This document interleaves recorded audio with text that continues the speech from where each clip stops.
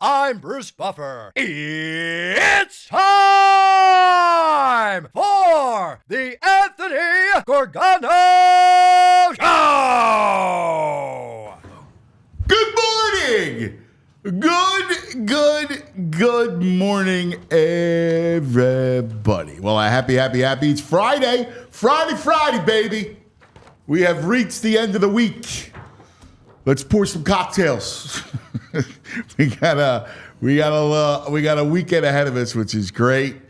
Lots to get to today. This is the Anthony Gargano Show. We're brought to you by Rite Aid. That's right, Rite Aid. Stock up on allergy relief. I'm a little foggy and I want to scratch my eyeballs with a fork.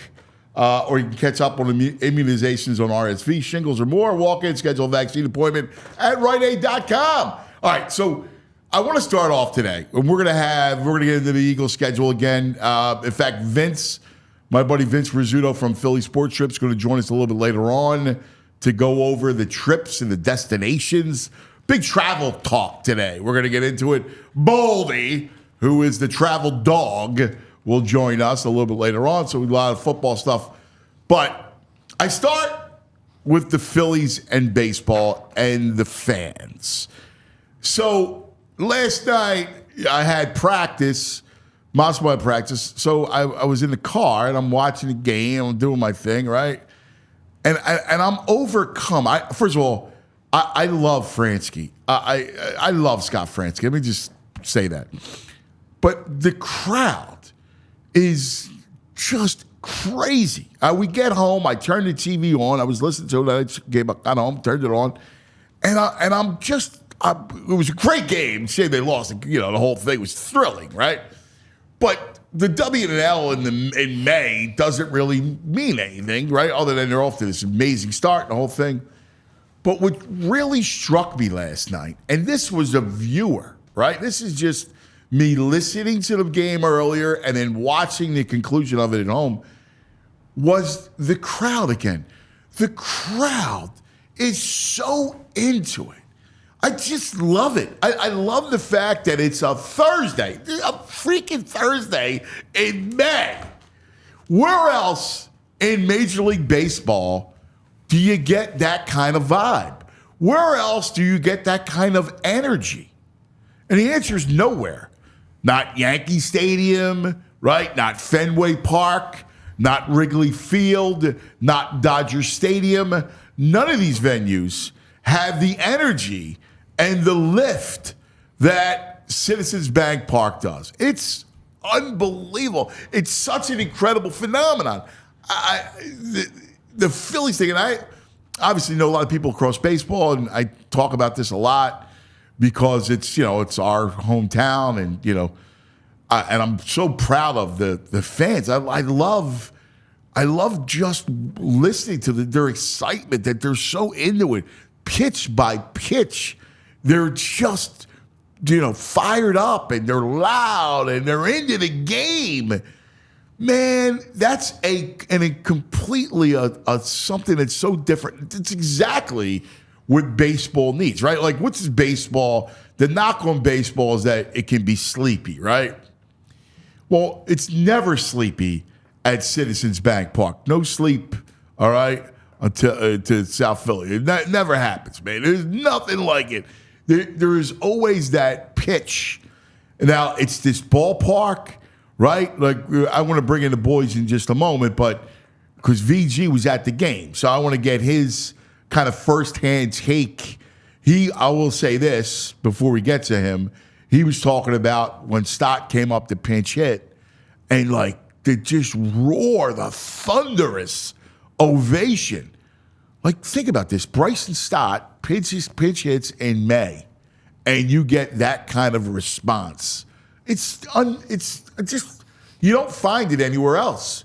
And when you look at, take football out of it because of the 17 games and the gravity of each game during the regular season, but you don't find this anywhere. You don't find this in basketball. You don't find this in hockey. Like the fact that it's, one of 162 in the middle of May, and they had that kind of response. Like, I get it. It's Phillies, Mets, right? So there's a little juice there because of the Mets. And obviously the hot start gets everybody stoked. But the reaction is a thing of beauty. It's just a thing of beauty. I freaking love it. I love it, love it, love it. Of course, we're popping off every morning with Olipop. Find your favorite new flavors. This soda is soda that's good for you, all right? You're going to love it. You can find it at your nearest Wawa. All right, I want to bring in the boys, all right? JP, VG. So I wanted to do this early because you were at the game, Violations Greg Caputo, and you sent us a video last night. So we are all on a chat, right? We have the show chat. And, anybody that sees something, right, when Scotty Scheffler's arrested this morning, right? That makes the rounds. His mugshots in the chat, right? Like all this stuff. We'll get to that later on.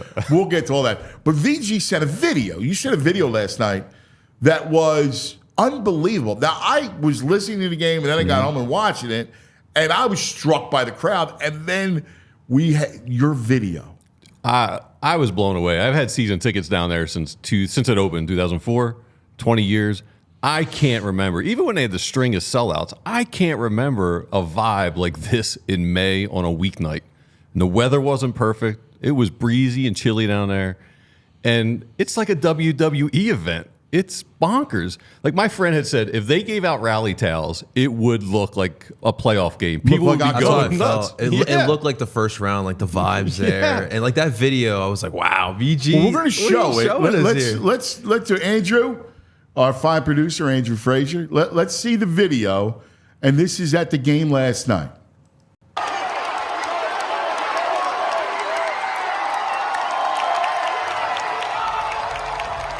They may have just tied it at 2-2 here. Well, let it breathe for a second.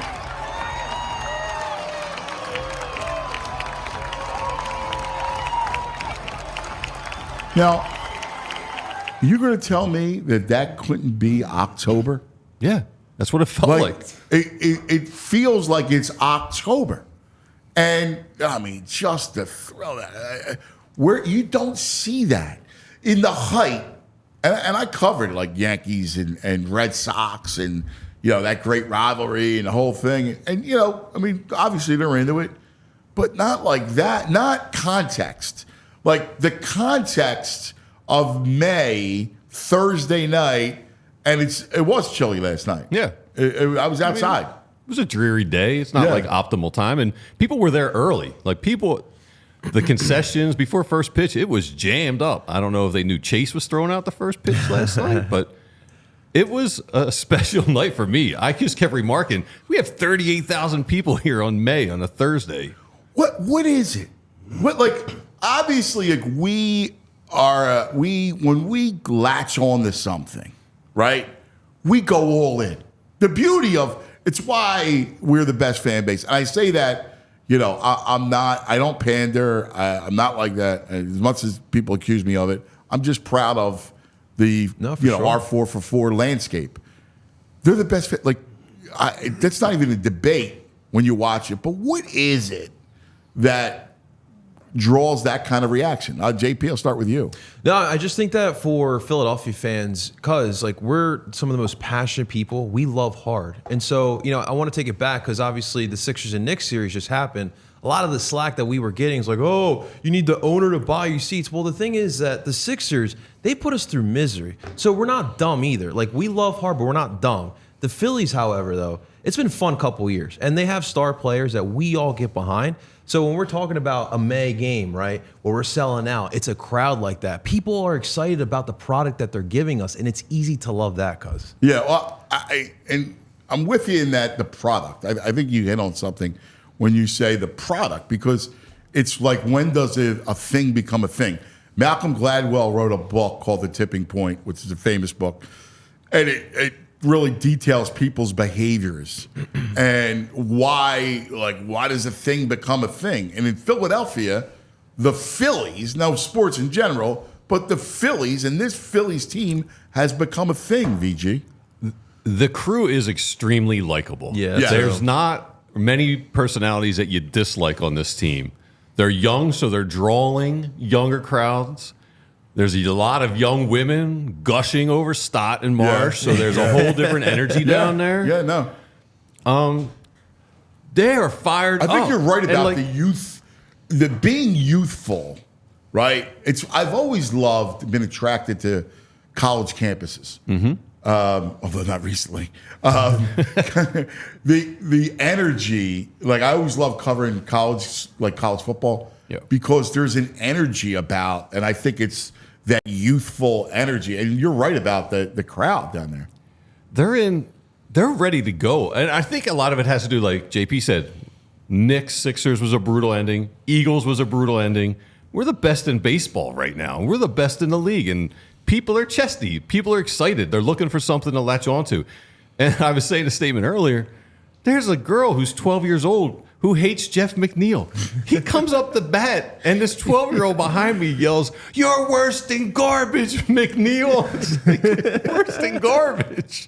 Well, even How great is that? A 12-year-old girl. You're worse than garbage, McNeil. It's May. But this is how awesome Go home. This is how awesome Phillies fans are, because I would have to expect the reason why they hate Jeff McNeil was from the Rhys Hoskins situations in Game 1 for the Brewers. Now that he's part of the Brewers, McNeil and Hoskins went at it a little bit. That's when Hoskins did the wow stuff. Yeah. So that's just how awesome Phillies fans are. That is good recall. Yeah. They still, even like a player like Rhys Hoskins, you still love, and you know you bring up the youth and the girls gushing over these players. Like, it does feel a little bit like those late 2000s, early 2010 teams too, with the way they love those players.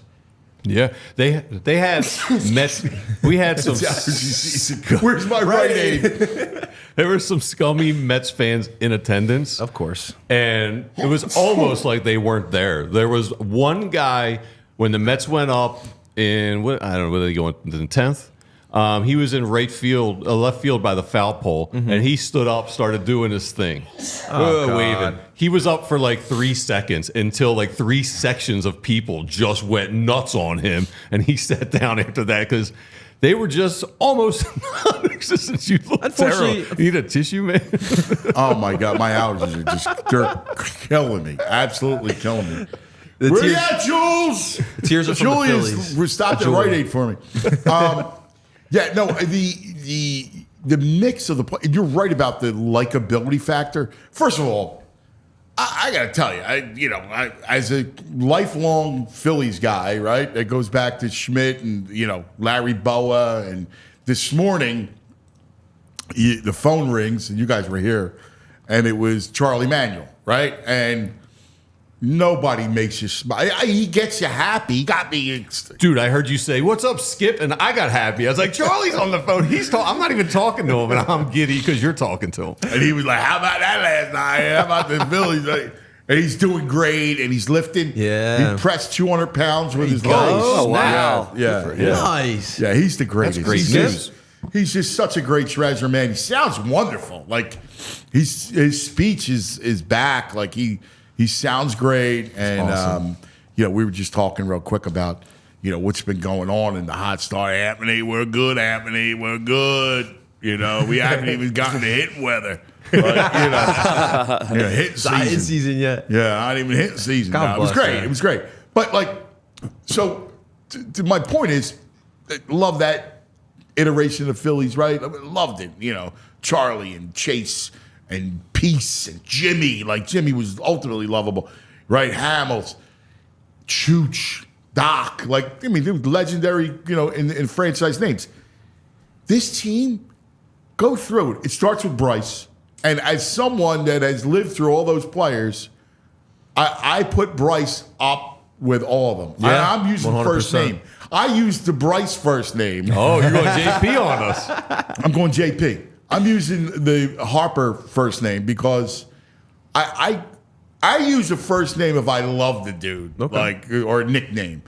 And to me, Harper, I think he's just special. Like, he's great, but I just love the way he is.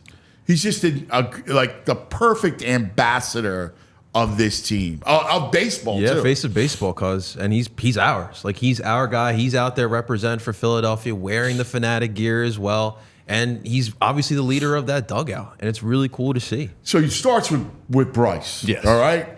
And then you go through it, right? You go around just go around it. You know, we talk about Stott, like the daycare, Stott and Bohm. Come on. All those kids, man. Crazy. Right? Like, they're the best. No, it's Marsh. talk about when Bryson came in the game, the pinch hit. Yeah, I mean, you kind of mentioned it, but it was like silence, a little lull, and you just heard the first couple notes of Bryce Stott's song, and the place went nuts. It was like the Beatles in the 60s entered the room. Everyone just loses their mind, screaming, singing that song. And you hear Dan Baker now batting for the Phillies. Yeah. And everyone's like, I had goosebumps thinking about it. Blue world. I love it. Oh, that's great. it's like a magical great. moment. And it's May. It's May. And around the horn, you know, the JTs and the Schwarber. June's coming, guys. Yeah. Schwarberfest. Yeah. No, it's, and you know, all the Rojas came out the pinch run. People they're going crazy to see him stretching. They love it. It's unbelievable how much they love it. And I have a picture of a leaving.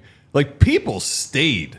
Usually eighth inning, ninth inning, guys. people stayed till the 11th on a Thursday. It was jammed up trying to get out the aisles to walk up to leave the building. It was just weird. I love to hear that. It's so uplifting, though, right? It's a phenomenon. Like, that's the thing that I'm so interested in as a writer and all that stuff. And you know this because you're the same way, where something like this happens, like, what's the root cause? And I think it's, you know, what you said, JP, what you said, VG, like all that stuff, and it manifests into like an amazing place. You feel good down there. Yeah. Like, It's good vibes. it was funny. I was talking to a buddy of mine the other day. He was talking about the vet. And I'm nostalgic. I'm very nostalgic. But I'll be honest with you, and I lived down there as a kid, like with Phillies, because, you know, it was every game, right? I sometimes miss it for Eagles because of the, like, you know, the raucous environment and the frightening home field. Yeah, it was a true home field advantage. Right, like it was, right? So sometimes I miss it a little bit like that. But I don't even think about it for baseball. Like, it's not even, Citizens Bank Park is a million times better than the vet. As great as the memories that we all have, if you're from that era, it's not even close. Citizens Bank Park is aesthetically beautiful. Yeah. It's a place that we've seen winning, right? It's a place we've seen great personalities. I mean, since that place has been erected, right? I mean, you know, you're talking in 20 plus years, and it's just been a place of great success and great joy. I have zero memories of the crowd at any vet baseball games, and I went a ton as a kid. I have a lot of other memories, but nothing about the crowd and the vibe like this. The only vibe I remember would be like we're like way back, like during the run, being a little boy, Like 80 to 83. Yeah. There was a lot of bad baseball. Well, there was a lot of bad baseball at the vet, but. And then the end days were like decrepit, like it was terrible, right? The place is falling down and nobody's there. But the only thing the vet had was, you're talking about almost double the size, right? Yeah. So when you had a playoff game, when you had a big moment, imagine how like that many people would make it loud. But honestly, what happens at Citizens Bank Park, every Phillies home game, is something to be cherished. And it's a national story. I'm sure the MLB channel this morning has got clips of it. Yeah. I think, was it an MLB game last night? I think it was. They had the banner out on the tarp. So I'm sure the MLB network has gone over, Dude, gushing over the vibe. I mean, this is the first 2 years ago. I talked to A-Rod when A-Rod was here for Fox, and he fell in love with Philadelphia. And that was, during that run. How do you not? Which was just completely amazing. That's right. All right. We got a lot to do today. That's right. It's going to be a busy day. So I'm real excited because, the Preakness is coming up tomorrow. And we have a Philadelphia horse. Whoa. Uncle Heavy. I'm in. I like the name. Right? So I'm in. we have Uncle our Heavy. man, we're going to get to him in a second. Butch Reed, the trainer of Uncle Heavy, live from the Preakness. This is awesome. All right. I'm very excited. So we're going to do that today. We're going to get into the trips. We talked about a little travel. We got Baldy. We got TV Todd to kind of come after you. Todd. We'll do that. So lots to get to. Let me just tell you, we are brought to you by the Bet Park Sportsbook and Casino app. Make sure you download it to your phone, man. So all the stuff that we always talk about, the brain's always giving us picks, and we were talking about fighting, riding the Phillies, same game parlays, props, first five. My man Tooch was saying how the Phillies' first five, they've been just unbelievable, winning at a ridiculous clip, and obviously because of that rotation. But there's a million ways to do it. Parks Racing is there, which is amazing. And Uncle Heavy is a product of Parks Casino Racing. Parks Casino in Salem, the great restaurants, the great, all the games, all the action you want, state-of-the-art facility. You got to love it. Listen, download the Bet Parks Casino Sportsbook Casino app. All right? Got to be 21. You got to be in PA, New Jersey, Ohio, Maryland. Gambling problem, please call 1-800-GAMBLER. That's right, cuz you know what day it is, guys. It's Friday. That means tonight it's pizza night. And what's better with my pizza is that Olipop, ladies and gentlemen, because you got to have that soda with your pizza. And the best part about Olipop, it's the world's first functional soda with a classic soda taste, but has benefits of plant-based fiber, prebiotics, and other botanical ingredients to support that gut health, ladies and gentlemen. And this soda has only 2 to 5 grams of sugar, with only 9 grams of fiber, and that's where my health nuts absolutely love the Olipop product that it is. And you can get this in over 30,000 retailers nationwide, including our favorite Wawa. But if not, listen, you can also go to Target, Wegmans, Sprouts. You can also go to ShopRite and get it delivered to GoPuff on a late night as well. That's the best part about it. But as always, guys, we have you hooked up with that promo code. You can see it at the bottom left of your screen. PHLY20 will get you 20% off your next Olipop order. However, the discount only applies to one-time orders, not to subscription orders. And Olipop is sold online at drinkolipop.com or on Amazon. So for your pizza night, consider some Olipop, ladies and gentlemen. Thank you to our friends at Olipop. All right, JP. Thank you, buddy. All right, let's go down. How about it? This is really cool. To the Preakness. And joining us, Uncle Heavy.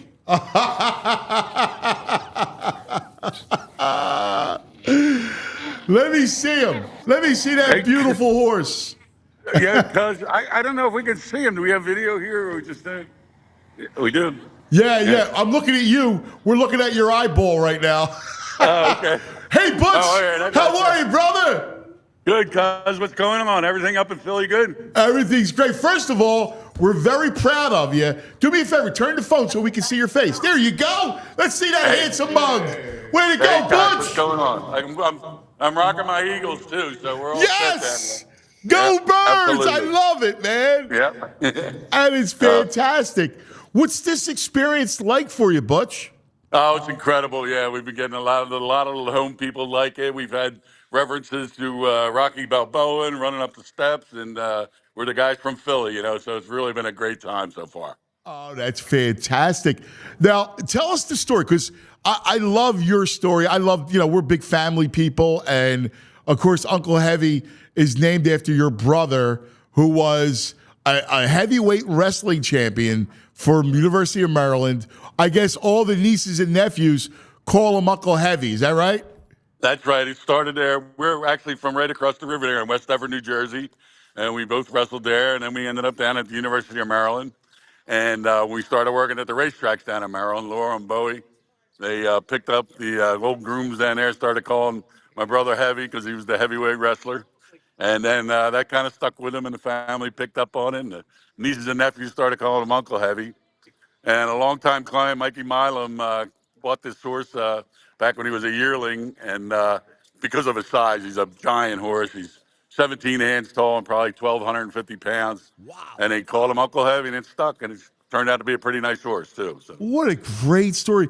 So you fell in love with this game a long time ago. And tell us how rare it is when you get a horse to be in this kind of one of the Triple Crown races. Well, for example, I've been doing this for close to 45 years now, and this is my first try in a Triple Crown race. But we've got close several times, but, you know, you got to figure every year there's about 25,000 foals, foal crop is about 25,000, and only 8 are making it out there on Saturday. So that's about what your chances are of getting in one of these kind of races. That's amazing. That's incredible. When Smarty Jones had his run, what did it do for Philadelphia horse racing, the whole area, the region? And I'm sure, it kind of probably even stoked the fire even more for you.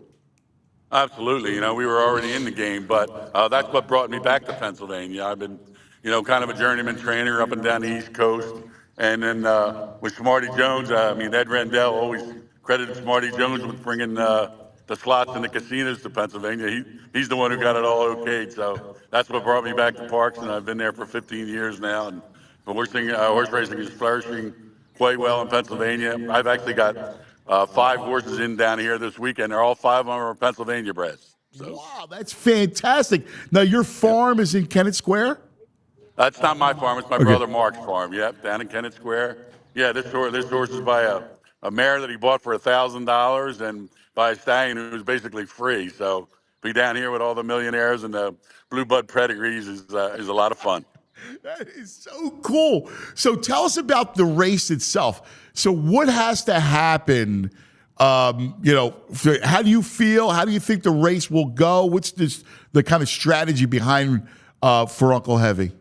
Well, we know, we're kind of a long shot here. We're really taking a gamble here. We got a little fortunate in that one of the favorites is scratched. So, but it looks like a race with a lot of speed in it, and that's Uncle Heavy's the closer, so he likes a little pace in front of him. So that's what we're hoping.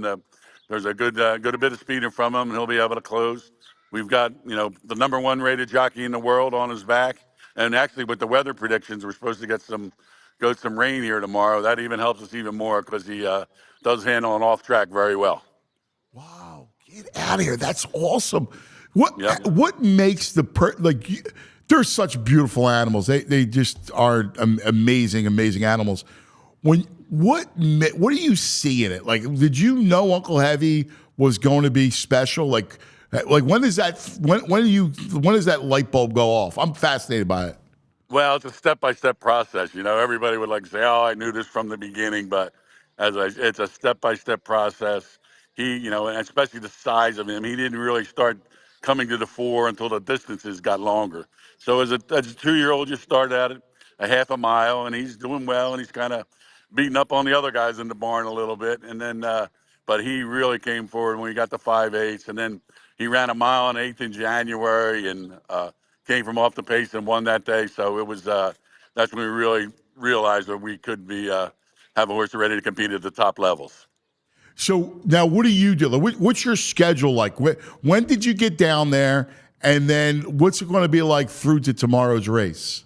Well, we have to be down on the ground 72 hours in front. So we came down on Tuesday with all the squad, and it's a logistical nightmare to get all the horses. You got to get a big tractor trailer. You got to get help. You got to get hotel rooms. You got to get equipment, and you got to get everybody down here. And they train. They get to train for 3 or 4 days over the racetrack, get a feel for the track, and more important than anything is getting a feel for the surroundings, because he's going to see stuff tomorrow that he's never seen before with the tents, and they're expecting over 100,000 people here at the races tomorrow. So he's a big laid-back guy. I don't think any of it's going to bother him too much. He's got a great disposition for this kind of thing. So I think he'll handle it perfectly. I love it. Like the personality. And I don't know that people understand how, especially with those animals, how distinct their personalities are. My wife has one and has a horse. So we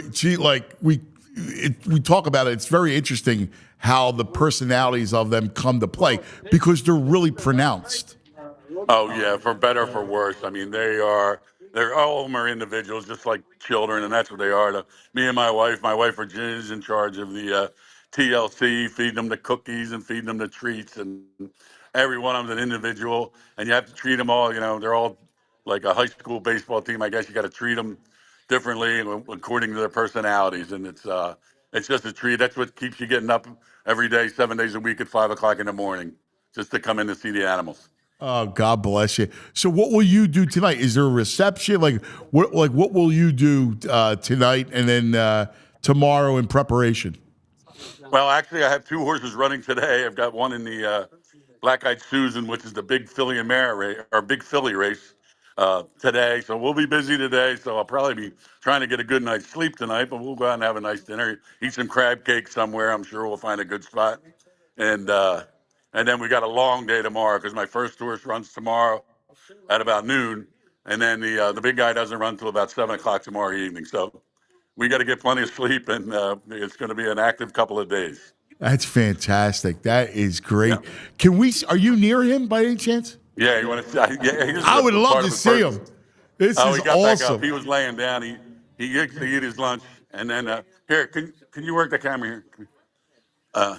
I'm going to give it to one of the professionals here. Thanks, Bush. No, this is great. He likes to get his little morning nap. He has his little breakfast, but he's just gotten up, and now he's going back to his lunch. So here's the young lady. I'll show you the camera. Like me. I'd like to do that. Get my morning nap after There lunch. he is right oh, there. look how beautiful. There he is, Uncle Heavy. He's eating his lunch right now. Here he I'm goes. not going to get you. Oh, wow. Oh, that's awesome. Look at him. Oh, that's beautiful. Look at that. You can see his stall. He's so big, we had to put special padding on the roof of his stall because he was hitting his head on the thing. So. Oh, wow. Get out of it. Yeah, I see it. Oh, man, that's wild. Yep, he's a big giant Butch. guy. That's fantastic. He's Philadelphia strong, man. That's unbelievable. That's Rocky Balboa. Yep. Oh, that's so good. He's a beautiful animal, man. God bless you. Butch, I got to tell you, we're so proud of you. We love our local stories, and a guy like you that's been grinding for 45 years in that business, man. You deserve it, man. And take every bit of this in.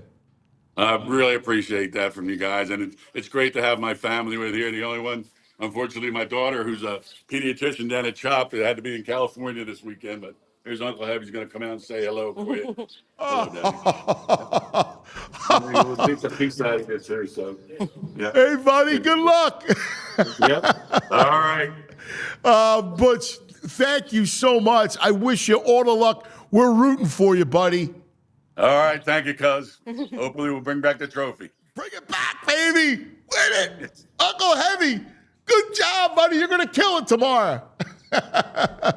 That's awesome. Butch Reed, great trainer. How about that? The beauty of the technology, right? I love this, is that, here we are. The Preakness is a huge event. It's a huge event, right? And here it is, 100,000 people are going to be there. And JP, we're right in the barn. We're right in the stall. How about Uncle Heavy? The morning of the Preakness. Uncle Heavy was not even camera shy. Oh, he was amazing. He was amazing. Yeah, it was just incredible. Rooting for him. I'm gonna watch the Preakness tomorrow. Oh my God, I just loved it. I got to tell you, I can't. I love our stories, our local stories. But here we are. There's the horse right there. It's pretty crazy. He looked beautiful. He's a beautiful. Yeah. Oh my God. Beautiful horse. Big. Right? God bless, big. man. I love it. He's a full horse, and he's a big boy. He's an offensive lineman. He's like Lane Johnson. It'd be great if he's wearing Kelly Green on race day. How about Butch? Yeah, Butch Butch rocking the Eagles. with the polo. He's rocking a Kelly Green. I love it. Right? You gotta love it. Representing. That is absolutely fantastic. Philly versus everybody. Oh my God, that's true. That is, you're spot on there, buddy. He's a really nice, likable guy, Bush. Oh, right? Yeah. What a dynamite guy, man. Amazing. Again, I'm not the most well-versed in that sport. In fact, full disclosure, I called Dick Girardi, who is a dear friend, to kind of, get me up to speed about Uncle Heavy. Like, I know the particulars. I'll always report, do my research and homework. Right. But like, it's so interesting. Like, that world is a fascinating world. It's a sport of kings, right? Like, all those wealthy people, you're down there, the Kentucky Derby, and out for the Preakness. They got a horse they bought for $1,000. You know, it's Wild. It's like a lottery. It's incredible. He was a natural too. Once you got past the ear cam, he was a natural on the interview. He was. The ear cam. I was hysterical. VG I'm like, the is angles. that's not Is that a nostril? Is that an ear? I don't think that's. First, I thought it was the horse's nostril. And I was like, wait, are we talking to Uncle Heavy? Butcher's fantastic. What awesome. a great guy. Great family, the Reed family. Very, very, very. We're rooting very hard for him. By the way, this portion of the Anthony Gargano Show brought to you by TrueMark Financial Credit Union. Check out TrueMark.com/PHLY or stop at your local branch to learn more about the credit union difference at TrueMark Financial today. All right. We had a lot of fun with the schedule, right? Like a blast. Yeah, when that came out, we were excited. We went through it, W's and L's. I'm sure we'll do it again with Baldy. But I want to take a look at the schedule from a different standpoint, from a travel standpoint. One of the things that we do in Philadelphia, we talk about the Phillies last night and how the crowd was, is that we like to travel. We are a band of marauders that likes to go every fall and winter to NFL stadiums all over the place. And the guy that makes it happen, I have to tell you, I've known Vince for a long time now. Vince Rizzuto from Philly Sports Trips, Truefan Travel, and I've done trips with him. Nobody does it better. Hey, Vin, I got to tell you, you do it first class. It's always a blast. And there's something about traveling with your brethren. Like, you just make friends, and it just feels like family. Good morning. Good morning, guys. How do I follow Uncle Heavy? I don't have any animals to show you here. Isn't that a great story? The Philadelphia horse. Now, I love this because when you started Philly Sports Trips, tell us the story, because we'll get into all the trips and the locations and destinations and all the fun. But, like, this was a passion. You worked for a helicopter company. Leonardo Helicopter Company. It was 10 years, Italian helicopters. Great job, great company. But I've always wanted to be an entrepreneur. Made the right friends, used my passion for sports, and provided an awesome experience. So what happened? So tell me, like, what drew you to traveling with fans and putting on these trips? My wife, girlfriend at the time, said, Vince, stop with all of these ideas. Just pick one and do it. And I had 3 business plans. I don't remember what the other 2 were. We did a bus trip to Washington every year. And we said, we can improve this. We can get marketing behind it. And people love it. So we started small, and it just grew over time. I mean, the year we started, 2017, it helped that the Eagles won the Super Bowl right after. Right. We started to add the hotel and the flights. Her working in the hotel industry, really, I learned a lot. And the passion of the Philly fans, just unmatched. Well, I mean, that's it. Like, when there's something about, we talked about it with the Phillies last night. Like, that game, I don't know if you watched the game last night, but at the Phillies game last night, the fans were wild. I mean, it's May. and they're freaking out. When Stott comes up the pinch hit, they're singing this song, and everybody's freaking out. Like, that's exudes the passion. Now, you have gone on, I don't know how many countless trips between Eagles, Phillies, Flyers, Sixers, Union. You have gone on all these trips. And, what is it about these fans that just it draws it out of them? The home games are a blast, obviously. It's great to be in Philly. You're with your brethren. But there's an aspect of community on the road and exploring these other cities and the culture and invading their stadium and seeing the nuances of those stadiums. Yeah. And just being louder than the home fans and showing that Philly shows up and being a part of that has been an honor. But it's not about me. It's about the team and the fans. And it's just a beautiful thing. It's the experience, right? Like, listen, I, as a guy that loved to travel and write, that's how I, did it, right? I was a sports writer for years, and I used to love to go in these towns. Now, when you add all your friends, I'll never forget the first time I went away. I was working, I was in college. I was working for Midway Airlines. And me, my cousin Joey, my buddy Vinny, we went on a trip to Eagles Cowboys. And I'll never forget, feel like every Eagle fan I saw, and this is, dude, 90s. Every Eagle fan I saw, they felt like family to me. And, go Birds, and hugging and the whole thing. And I'll never forget that trip, because that was the first time that I realized, about the idea of a community like that. Like, that you feel automatically like family when you're on the road. Have you ever gone on a family vacation and you meet someone from Philly, you guys connect, and then you become best friends on the trip? Yeah. That happened to me a dozen times before Philly sports trips started. And there's just something cool about traveling somewhere with people that are from your area. That aspect of it is really, I think, what makes it. It makes the journey, because you make memories and you make friends. So a couple things. One, let's look at the schedule. So let's see, what do you got planned? Some of the road games. So it starts off in Brazil. So what do you got planned for Brazil? We flew down to Brazil about 2 months ago. We had to.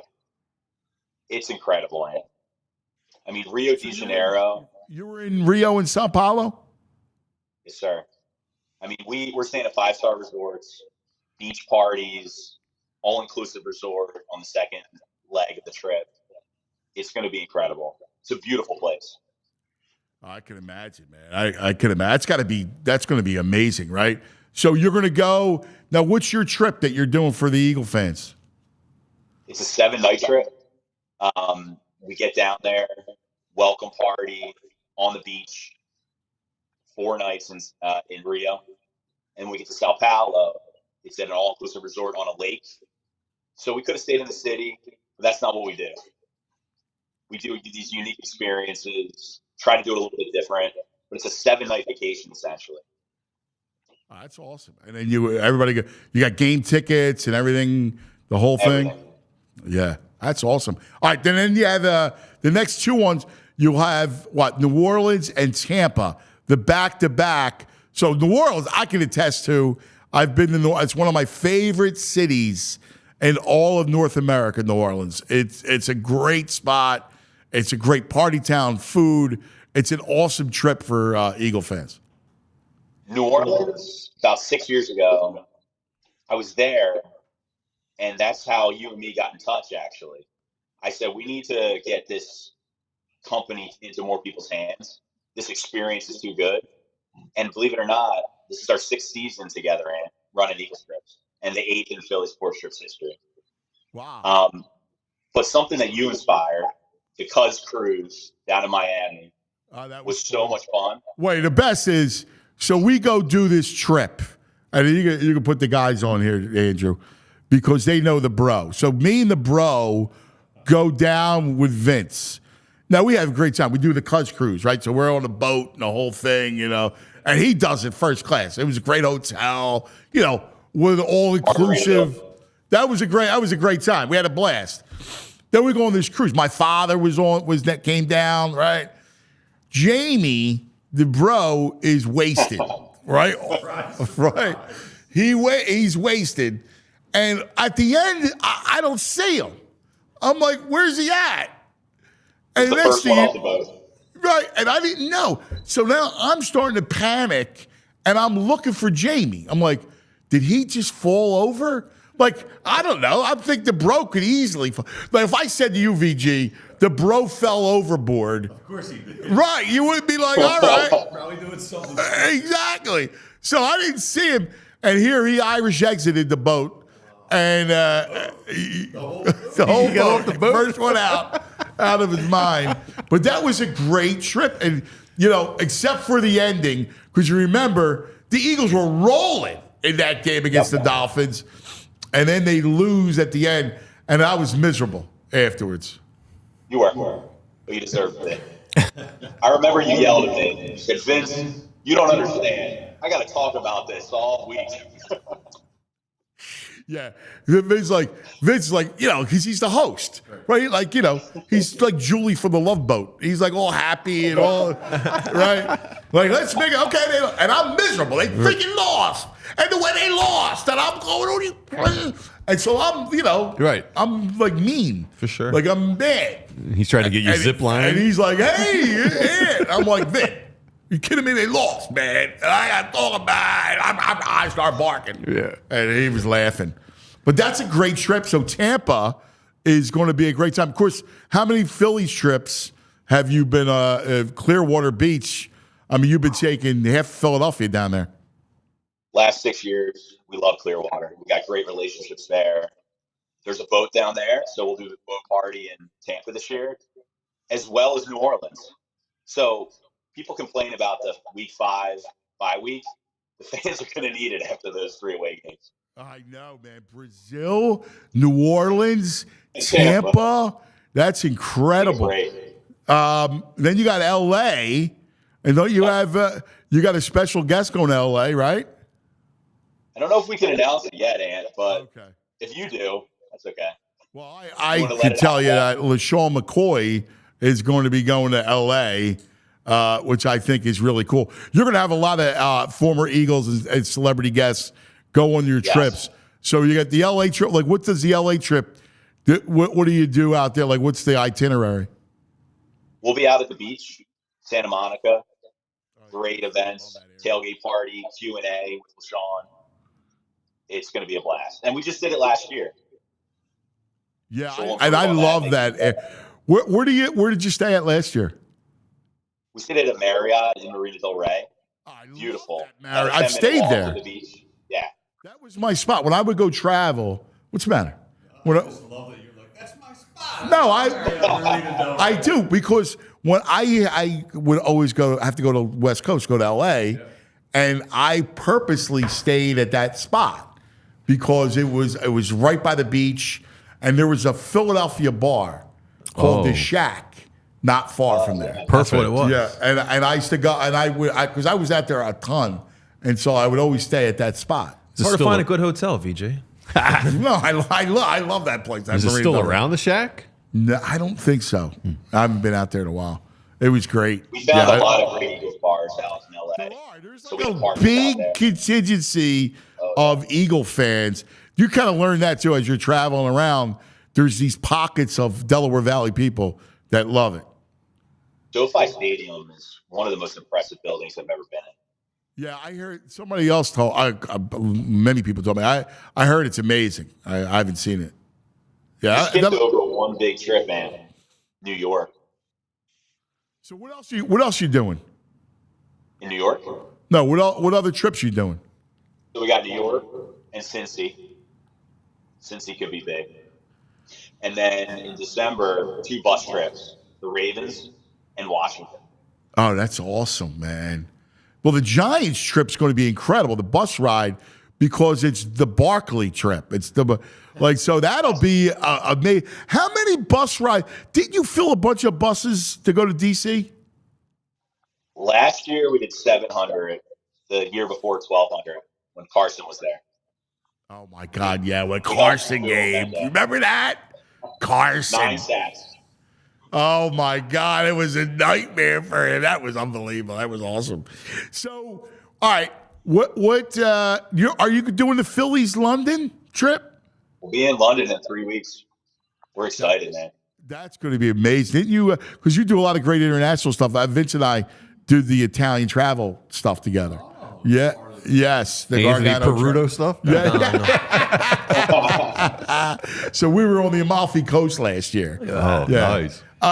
So what in London, you got that, I love that pub, that Passyunk Avenue pub. Ave. They're amazing. Didn't they just We're partnering with them because all the Philadelphia people, didn't they got it, it's even bigger now, right? They have 3 or 4 locations. They're building batting cages. They run all the boat tours.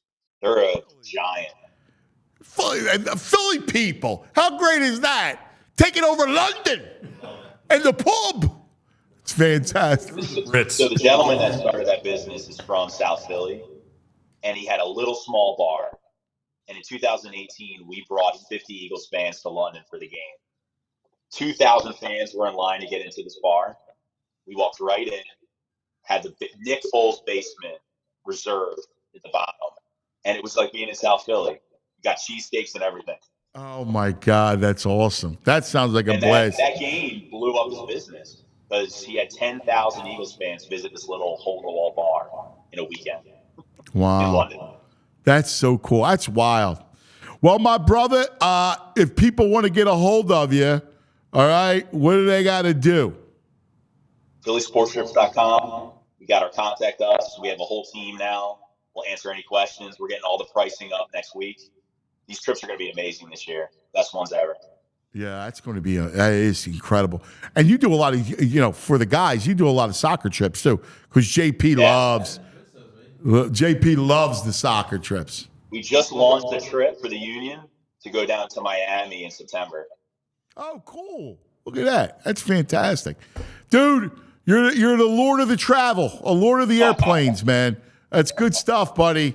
Thanks for hanging, and I'm sure we'll commence again soon. Love the show, guys. Thank you. Thanks, buddy. There he is, Vince Rizzuto from Philly Sports Trips, Truefan Travel. About to book myself an LA and New Orleans trips. In New Orleans. You gotta love New Orleans. I love too. New Orleans. That's a I great love LA city. too, though, man. I'm down with both. Well, that area, I love that whole Marina Del Rey, Santa Monica. I love Santa Monica.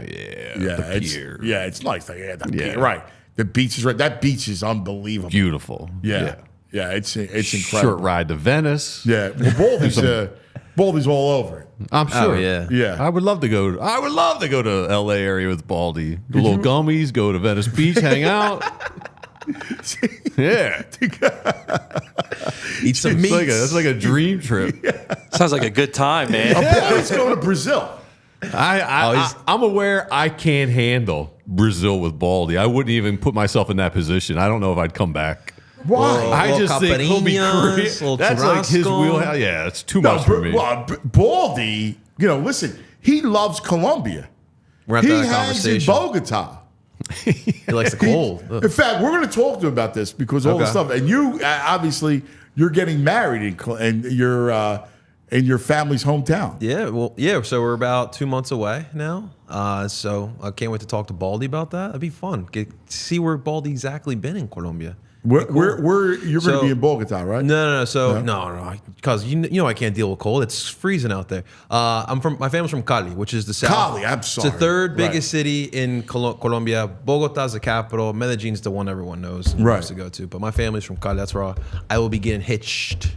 In Cali, near the beach. Is that near? No, but my honeymoon will be in Cartagena, which is one of the major beach towns there. But I'll be in Cali. It's still a pretty big city. We're pretty metropolitan. I don't want to do this to you, right? But my biggest exposure to Colombia was I loved the series. No, I got you. I love the series Narcos, and they had the Cali cartel, and they were in Cali. Season 3. It's funny because those series had a big connection with soccer, because like that drug world was so connected with soccer back then. It's some crazy stories we'll have to talk about one day. But no, like I'm fascinated by that. They had a couple teams, right? That they did. And so like the big drug dealers, like you talk about horses, like that, literally these soccer teams were their horses. And we're talking about paying refs off. If your team didn't win, they were, offing the ref. It was wild in the 80s. Oh my God, that is insane. The show was an amazing show. I don't know, you as a Colombian American, did you like the show, or did you find it? Because you don't want to perpetuate the stereotype. I get it. And yeah, I mean, obviously, like, listen, I've had the stereotype being thrown at me, but like, I think it is important because like I always say, like, it's important to know that history, because we don't want to repeat that, and we're trying to move past that. Yeah. So obviously, like, it was a crazy time. Kids right now in Colombia are learning about Pablo Escobar and like the 80s and 90s. But like, we gotta move forward from that. But it is important to learn that history. But no, cause it was well done. Like, they did a really good job. Yeah, I love that series. That series was just amazing. I just give a yo to Dave P, who says Baldy goes to planets for vacation. Yo, Ant, I'm passing through Kuiper's belt.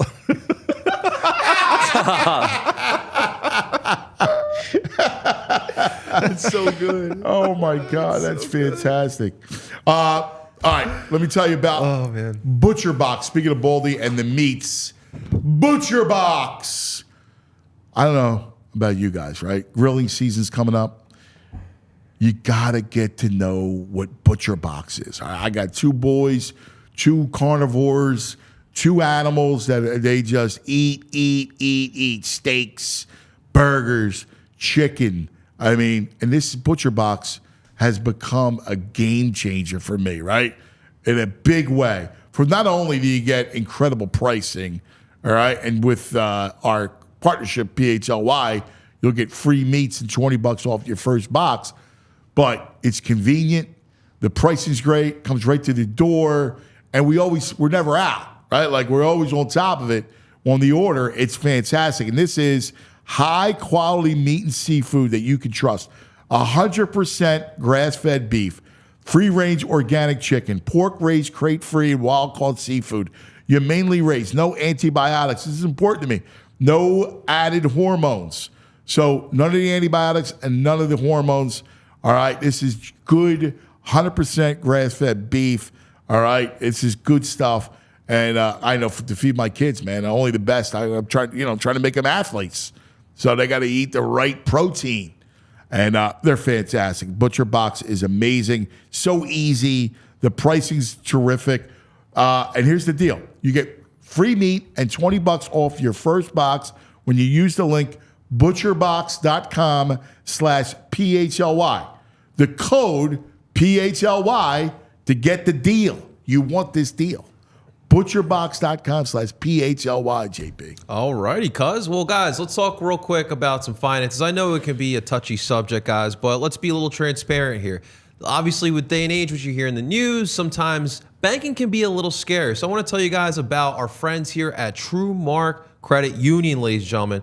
When you're joining a credit union like TrueMark Financial, you become a part owner, which means profits come right back to you instead of going right to those shareholders. They got better rates, lower fees, and a better return on savings, and more flexible options with all the same digital tools that you can get at any other bank as well. And the best part about it, guys, we talked about it this morning, why we love Philadelphia. It's our home. We love rooting for local. So that's why you got to root for and choose TrueMark Credit Financial here, because they are located right here in Fort Washington, but they have 24 branches here in the Philadelphia area. So becoming a member of a credit union has so many benefits over becoming a customer at a bank. It's an absolute no-brainer. So here's what you got to do, guys. Head on over to TrueMark.com/PHLY to learn more or to find a branch near you. That's TrueMark.com/PHLY, federally insured by the NCUA. Thank you to our friends over at TrueMark. All right, buddy. All right, it's 10 o'clock. Oh. Yeah, that's it, brothers. That's it. I hear the ding, ding, ding, ding, ding. And these Baldy's checking in right The now. pick is in, cuz. Yeah, the pick is, it does. It sounds like that. We The old have school one. when a guest is on, we have this eCam link, Yeah. right? So we can hear it in studio, and it sounds just like the draft. So when the guest comes on, they're like, nee, nee, nee, nee, a little ring. Oh, the pick is in. It sounds just like it. And at 10 o'clock hour, the Anthony Gargano Show selects. Yeah. Brian from Duke University. We are brought to you by this portion of the Anthony Gargano Show. Brought to you by Parks Casino and the Bet Parks Sportsbook and Casino app. Download it. All right. Make sure you have it. Part of your weekend sports arsenal. And now joining us. Could not wait for this. We've been talking. He's a topic of the conversation all the time. How can he not be? All He's right. so damn interesting. He's the most interesting man in the world. Easily. Literally. Baldy.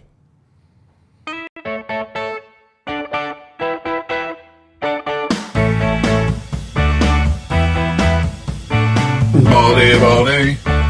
Oh, let's talk some football. Ay, ay, ay, ay, ay, ay, Baldy, Baldy. Oh, he likes meats and football. Oh, Baldy. There it is. Good morning, cuz. I got to tell you, I mean, I'm not really looking very much like that guy in that video right there. So I'm pretty well strapped in right here with this brace, but it's getting better. So it won't be long before I act out there in the activities. You're the bionic man. I'm the bionic man. I'm a $6 million man right now. Yeah. Yeah. No, you're I'm being put back together tendon by tendon right here. well, that's why, it's amazing. You're God bless you. All right. Nobody's like you. You don't even realize that when you're not on, we still talk about you. Really? Like, are you talking like good stuff? Like I'm like a good. What do you I mean, think? is it just football it's stuff? good Like, stuff. What are you guys doing in these conversations? No, we have travel conversations, we have life conversations, right? Yeah. We and you come up like in the middle. We have meat conversations, right? Like, and you just organically come up in the conversation. Like, Well, I ate a lot of meat yesterday. I mean, I'm a straight carnivore right now. So I mean, did you I get cooked the butcher I box? cooked fillets. I got to get you the butcher box. Yeah, no, the butcher box is awesome, man. I love their stuff.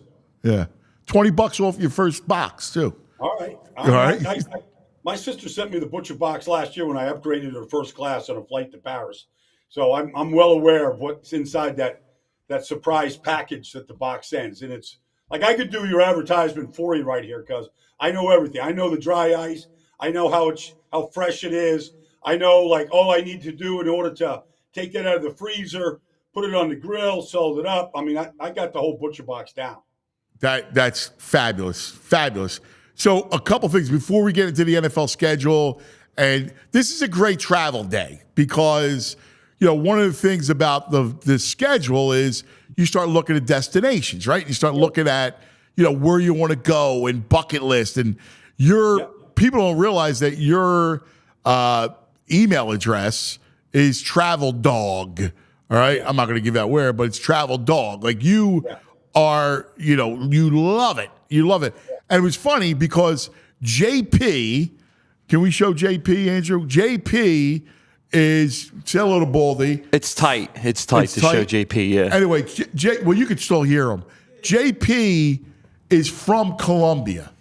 Okay. My parents are from Colombia. So my dad was born in Medellin. He moved to Cali when he was 13. So my family is all in Cali, and I'm getting married there at the end of July in Cali, Colombia. Yeah, great spot, man. My buddy is in Medellin right now, and That's I would have awesome. gone with them, except that I felt like I'd been a liability going down there the way I got to go right now. So, no, I love Colombia, man. I love the food.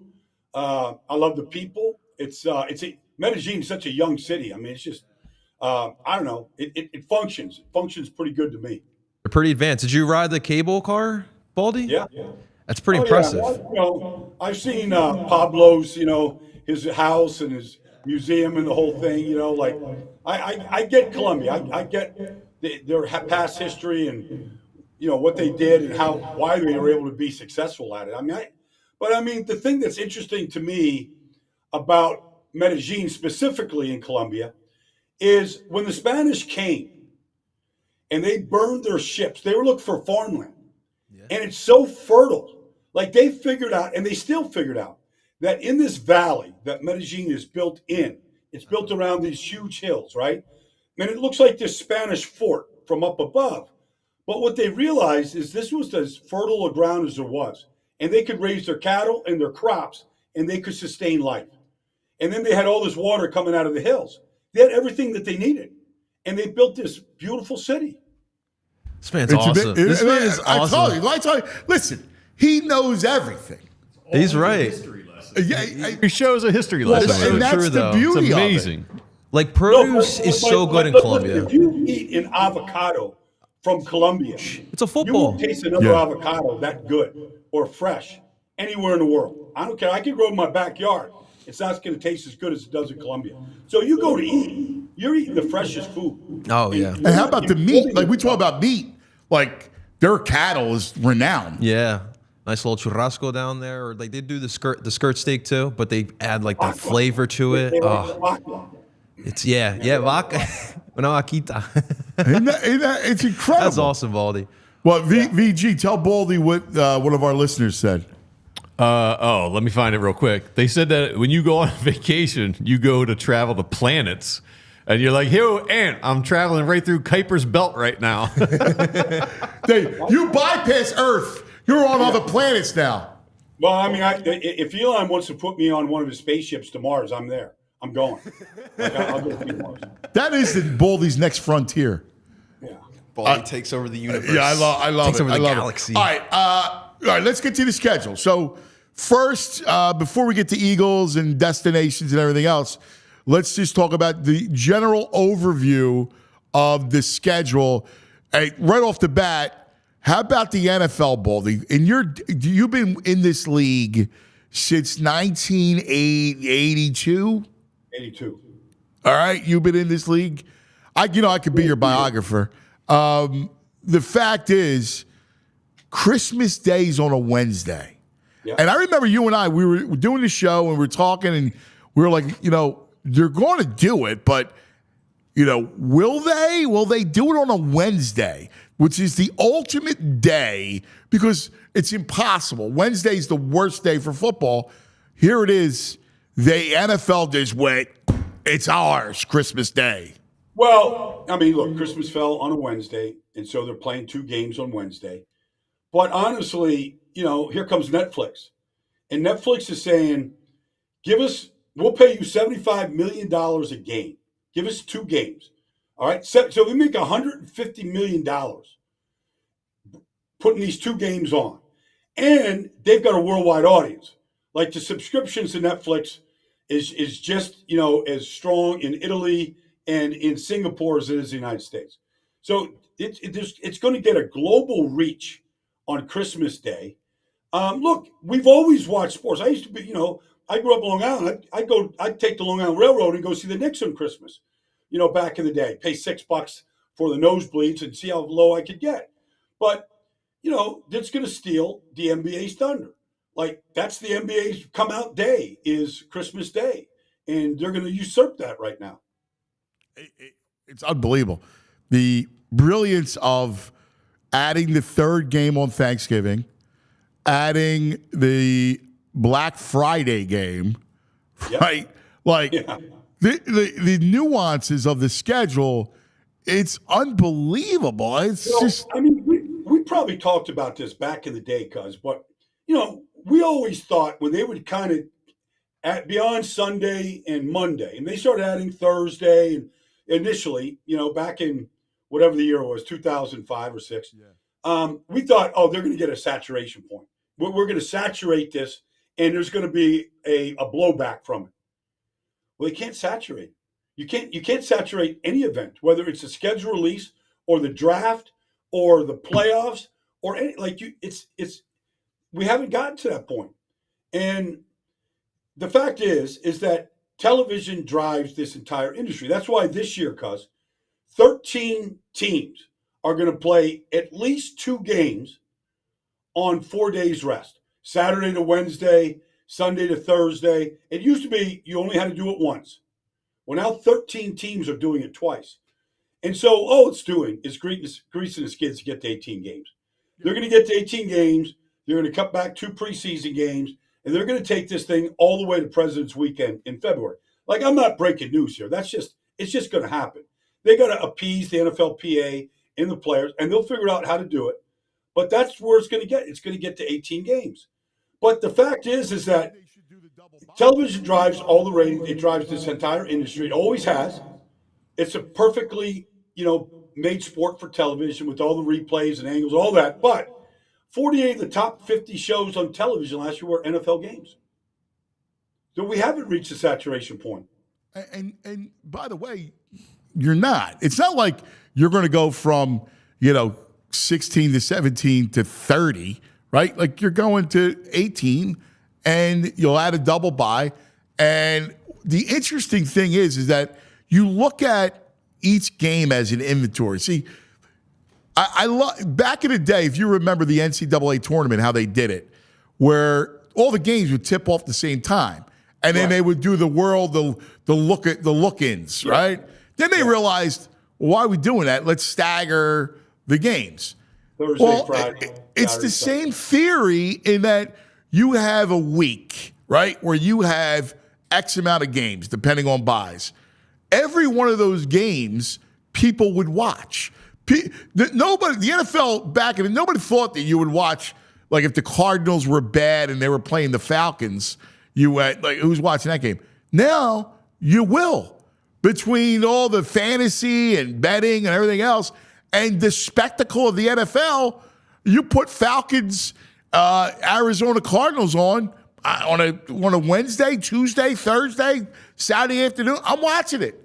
I know. Look, and then, part of the reasons why they really expanded the number of teams to have multiple games on 4 days of rest is because, honestly, Amazon Prime is going, these games stink.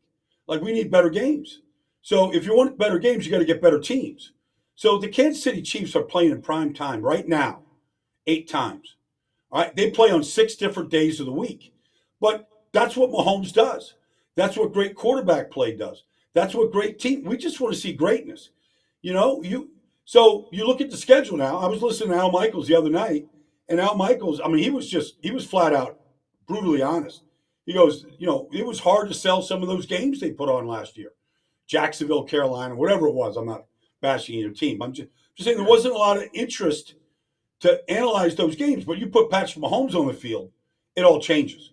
And so now the good teams are in such demand. And what we get with this last draft is we get Caleb Williams. We might get another star quarterback. We hope we do. We hope Bryce Young works out. We anticipate C.J. Stroud to even get better. Because if you get great quarterback play, you're going to get great football. The way the league is structured, the rules are structured, you get great quarterback play. As an analyst, I just want to get the hell out of the way. Like, they're gonna give you all the sensation and all the plays. Like, if you just put a camera on Josh Allen, you're never going to be disappointed. You're always going to be entertained. Yeah. And the other beauty of this quarterback class is, for their first year, I want to see all of them, right? Like, I want to see all these kids play. Like, and so that'll also drive it. We know they're not all going to be stars, but I'm interested to see them, to analyze them. So I think the new blood also at that position also adds to the intrigue. It does. I do think a J.J. McCarthy could benefit if Sam Darnold's any good in Minnesota. I do think that Bo Nix is get on the field. I don't know. I would anticipate Sean Payton's just not going to hand him the job. No. That he's going to have to beat out Jared Stidham and Zach Wilson. They'll have some level of competition. But if you're as good or better, obviously. But if there's any sort of okay, let's just put them out there. Let's let them play from the beginning and take their lumps and move on. I expect Michael Penix Jr. to play. I know what they did with Kirk Cousins, but I still expect him to play at some point this year. Yeah, it's fascinating. Who do you think was a winner of the schedule, and who do you think was a loser of the schedule in the sense that, like, the Jets had a nasty stretch, the Steelers have a brutal stretch. They have to play the Chiefs, the Ravens, and the Eagles in span of 11 days. There's a lot of teams, including the Jets, to start the season, that have to play 3 games in 11 days. That's how the Jets have to start. But that Pittsburgh Steeler schedule, I mean, I got it right here. Like, it is, like, they have a bye week 9.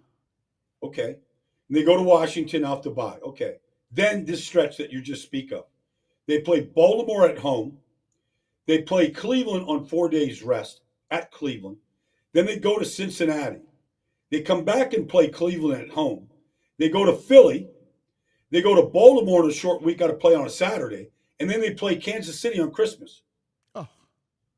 And then they finish with Cincinnati. So they play all their division games down the stretch, along with Baltimore, Philly, and Kansas City. Like, it's unreal. Like that's now the only team that has a tougher schedule, honestly, over the course of the whole season is Cleveland. Like, they've got the toughest schedule right now. So, but all these teams in the AFC North, look, every team had a winning record last year. 3 teams went to the playoffs. So, I mean, they're just good, well-built teams in every one of those cities. So you got to deal with your own division, and it's ironic. Last year, Pittsburgh, even with the terrible quarterback play that they had last year, and 3 quarterbacks, and they threw a combined 13 touchdown passes in 17 games. Like, they still were 5-1 in their division last year. Yeah. They're so well coached. Their defense, when their defense is healthy, obviously it's really good. How do you think Russ does? I mean, what's your gut on Russ, to talk about them for a moment? I think he's going to play behind the best offensive line he's ever played behind. I think that's going to help. They're going to run the ball like they did in Seattle when he was there. It's going to limit. He's not going to throw it 40 times. First of all, it's just not the way they play football in the AFC North. They don't. Maybe Joe Burrow can do that because he's just such a pinpoint accurate thrower, and he's got elite receivers. But mostly, you're a run-first team in the AFC North. And I think that's going to help Russ. Like, I think he's past the point of, letting Russ cook and all that nonsense that he was spouting a couple of years ago.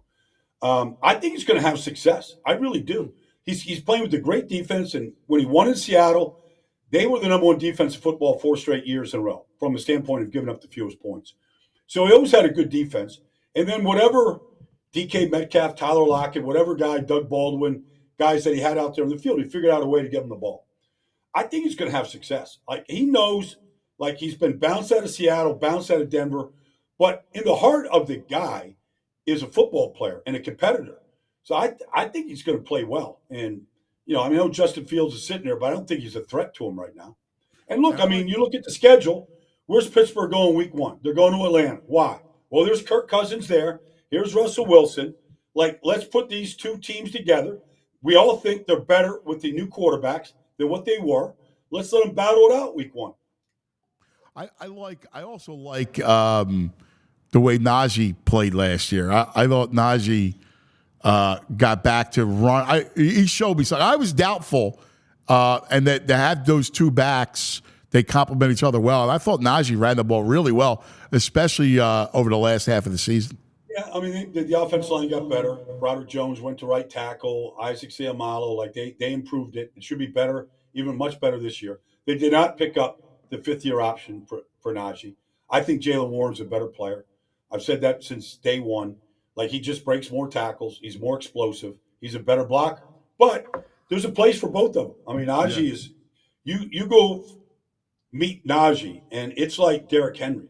Like, there's only a couple backs that have ever played a game that look that kind of – like, he's big. He's a big guy. He's not exceptionally quick. He does need to get a good runway in order to break runs, and he did. And he got the runways last year and the clean holes. Like, he had a good second half of the season, like you said. Yeah. All right.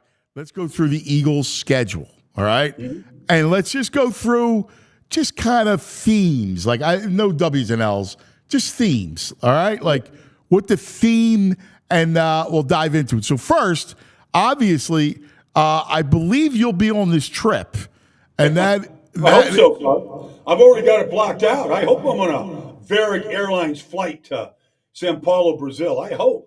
I mean, I say it, dude. I say it. By the way, real quick, real quick, cuz the national, not anymore, but back in the day, the national airlines of Brazil was Varig Airlines. So one year they had this promotion. Okay, you could fly anywhere in Brazil for $300 total on Varig Airlines over a 30-day stretch of time.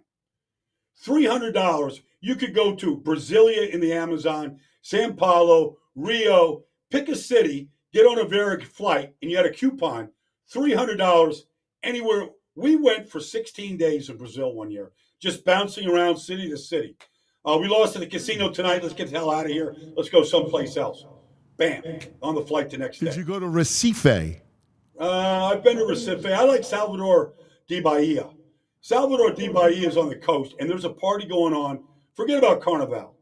Everybody parties during Carnival around the world. But Salvador de Bahia, now that's a conga line and a party that never stops. Conga line. It's awesome. That's fabulous. Oh, my God. Like, you know what's great? The way you travel, right? Because, and I gotta bring this up. So you have no rules on your journeys, and that means like you could pick up at any moment and leave and go somewhere else. You might disappear for 2 days or 3 days. Well, there's an old Zen saying, cuz it says, "'Tis better to travel well than it is to arrive." Meaning it's what happens along the way that really makes the trip. Anybody can just fly to Rome and go see the Colosseum, and, anybody go to Florence and go see David. But, like, what are you doing along the way that makes it a trip? So I always subscribe to that Zen theory. What was your, so you always go, like you could pivot at the last moment, right? Like, so if you recall some of your journeys, do you recall some of the great pivots? I mean, obviously, when you're when you're like that, you might stumble into some of the greatest moments ever, or it could be, you could wind up in a precarious situation. Well, I'll tell you one. It didn't benefit me, but it benefited my brother and my buddies. It's July 4th. We're in Milan. We're at this club called Club Hollywood. And we're down in this club. It's a typical Italian club. There's just gorgeous girls everywhere, models, right? In the model, they're in the fashion world, some level. So we're down there and we're drinking basically $12 warm Heinekens, and I'm rolling my eyes at my brother, going, "Let's get out of here, man. Like, this place sucks. Like, nobody's looking at us. They're not interested in us. We're all 300 pounds. Everybody else is a model. Like, what are we doing here?" So I go, let's get the hell out of Milan. So I bail. So I go back to the hotel, and I'm already packing up. I'm getting out. I'm going to get on the train tomorrow, and I don't know where we're going. We're going to the boot or someplace. My brother stays. Turns out the owner of the nightclub is the biggest Kansas City Chief fan ever. My brother's playing for the Chiefs. All of a sudden, champagne just starts coming my brother's way. And my buddies are pouring champagne. All of a sudden, the girls start coming. So now the girls are coming, and they're all drinking champagne with the girls. I'm sound asleep thinking I'm going to get my rest, get an espresso in the morning, get the boys up. We'll get on the train. We'll get the hell out of here. My brother stumbles in at 6 in the morning. He goes, "Bro, you missed the best night ever." And I'm like, why didn't I just stay with my lughead brother and have that type of night, Oh, man. Oh, my God. The best, I don't know if you can tell this one, but when they were looking for you the other side, where were you, Malta? Like, where? I got caught up, man. I got caught up in Malta. Right? If people haven't been to Malta, like, you can't even fathom the level of partying. It's this one big spring break trip. But I got caught up in this casino, man. Like I was just chasing it. And I was just drinking, and like my buddies were looking for me for 2 freaking days. I didn't know. I lost track of time. And my buddies were looking for me for 2 freaking days. They put out a missing persons report on me. Like, where is this guy? I love Malta. Malta. Yeah. Malta. All right. Are you kidding me? That's fabulous. Oh, my God. What's The the thing about Malta, though, is, it's this little floating island between Italy and Africa. And everybody's conquered Malta. Everybody. Yeah. So everybody that conquered it left some kind of mark. So whether it's the architecture or buildings or ruins or whatever, like there's something from every era. Before the Greeks, had their civilization, or the Egyptians, people were conquering Malta. So, like, just from a history standpoint, it's a really cool place. Well, in that area, I mean, it's like they all get conquered, right? Like Sicily. You look at all the cultures, like all those Mediterranean islands, right? Because of the spice trade, right? When you're going on, like all that stuff it's fascinating. And you're right. Every great civilization leaves a mark, right? In the architecture, in the food, right? Like what was brought over, the spices, the culture of it. It's awesome. What's the greatest? I'll give you this because I don't think you could just do one. The greatest 3 party destinations that you've ever been to. Well, you got to go to Bali, Kuta Beach. Like it's overrun by Australians. It's a it's a great destination for Australians who want to get off the island, go someplace else and party. Like go to Bali. Like that party's just next level. It just is. You're on Bali. It's tropical as hell. It's hot as hell, humid as hell, but it's pretty fantastic. All right. I would say it's hard to beat Rio de Janeiro. It's just hard to beat Rio. Yeah. I mean, it's not exactly the safest place in the world. I wouldn't tell anybody not to go there. But, if you stay on Copacabana Beach, Ipanema Beach, you stay in like certain areas, like those nightclubs, like even if you don't go to the discos or the nightclubs, like the party on the beach is a good party. I mean, whatever it is that you're looking for, whatever you like doing, you could do in Rio for sure. And then I would say, like, you can't really go wrong if you're in, if you're on the Nicoya Peninsula of Costa Rica and you're in Hermosa Beach. Like, I don't know, you're at the Banana Club when the sun's going down and the party's coming up. Like and they're having some surf competition right there, and all the girls are watching, and the sun's going down, and the beers are just being pounded. Like, that's a good natural party. Yeah. Well, there's a culture. What I love is that culture that just follows the party, right? Like you Costa Rica, the Jaco Beach, and the surfing, and like they just go from kind of destination to destination. Like you hole up for 3-4 months and then move on. Like there's that whole culture, and you've encountered those people.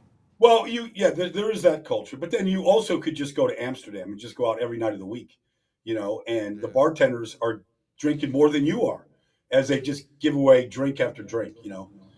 Amsterdam is pretty unique. It's pretty unique. All of Holland is like that, but like it's just Amsterdam. It's very condensed into a very small area, so you can just bounce in one place, and and if you have any World Cup soccer, you got any. I was just watching this Netflix thing with David Beckham. Yeah. Like, if you're just watching any kind of a big soccer match in Holland, like, I mean, there's a party that's watching it with you. That's fabulous. All right, let's do this real quick. Let's go through the schedule. Yes. All right. So we started. We were on Brazil. One game. All right. We didn't even talk football. Eagles Packers is a great game because, look, we talk about the Packers' weapons all the time. That's going to be a tough game for the Birds. No, it's going to be tough. I mean, it's the first game. So, and Green Bay's got a new defensive coordinator, so it's going to look a little different and what they're doing. So it'll be new to them. But then same thing for Green Bay. So it's two teams that are kind of rebranding themselves and how they're going to run their offense and defense, kind of going at each other. So, and you got elite quarterbacks. So I think for the Eagle fans, what Jalen Hurts are we getting? Are we getting 2022 Jalen Hurts? Like, what are we getting an elite player? I think there's a big question mark about that right now. All right. Week 2, Monday night, home Atlanta. As soon as I saw that game, I'm like, the Eagles own Kirk Cousins. You go back to NFC Championship game, other Monday night games. Like, he has not come to the link and played well. He just hasn't. So, I mean, I just feel like opening game, Monday night, Philadelphia. They're going to be in the parking lot starting on Saturday afternoon. Like, the energy is just going to be, I mean, I just feel like that's the Eagles win.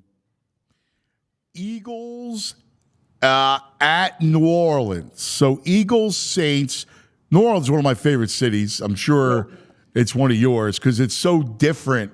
It's got such a great vibe to it. No, I mean, look, the city's great. It's unique. The culture is great. The building is tough place to play. I think the last time the Eagles were there was in the playoffs and they got beat after being up like 14-0. But that's okay. None of these guys were on that team. Like, this is a winnable game. I mean, New Orleans, they're trying to figure out, is Derek Carr the answer at quarterback? They just brought in Clint Kubiak, new offense coordinator, new offensive line coach, new way. Like, the Sean Payton thing is gone.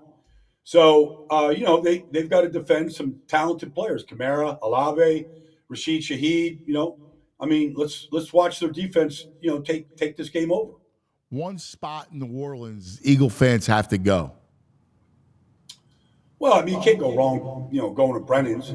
You can't go wrong going into any oyster house. I mean, you're never going to be disappointed. First of all, you're going to try to figure out what that Cajun accent really is and what are they saying. And you're going to be entertained as they're shucking these oysters for you. Like, it's fantastic. Yeah, it's awesome. At Tampa, which is the revenge game from the playoff. Yeah. I mean, it's the scene of a crime. Like, you're going back to the crime scene right here. Like, all right, Tampa, they beat the Eagles up every way you could beat a team up. But there's Mike Evans out there and Godwin and Baker. Like, okay, are they just going to have their way like they did? I mean, Baker threw 3 touchdowns against the Eagles. He was nearly touched. And then offensively, are they going to get back to, Saquon and running the football and making Tampa pay for having I like Kalijah, can't see a lot, but he's 285-pound defensive tackle. Like, make him pay for being that size playing up front. Browns. After the bye, they got the Browns. So they have the week 5 bye, and then Cleveland comes in. Yeah. Well, I mean, look, you come off a bye. You're going to be, I mean, it's early in the season. Nobody wants the week 5 bye, but you should be very, very healthy. And you should be very fresh. And look, Cleveland is, they are an elite defense. They're going to play press man coverage on all these receivers.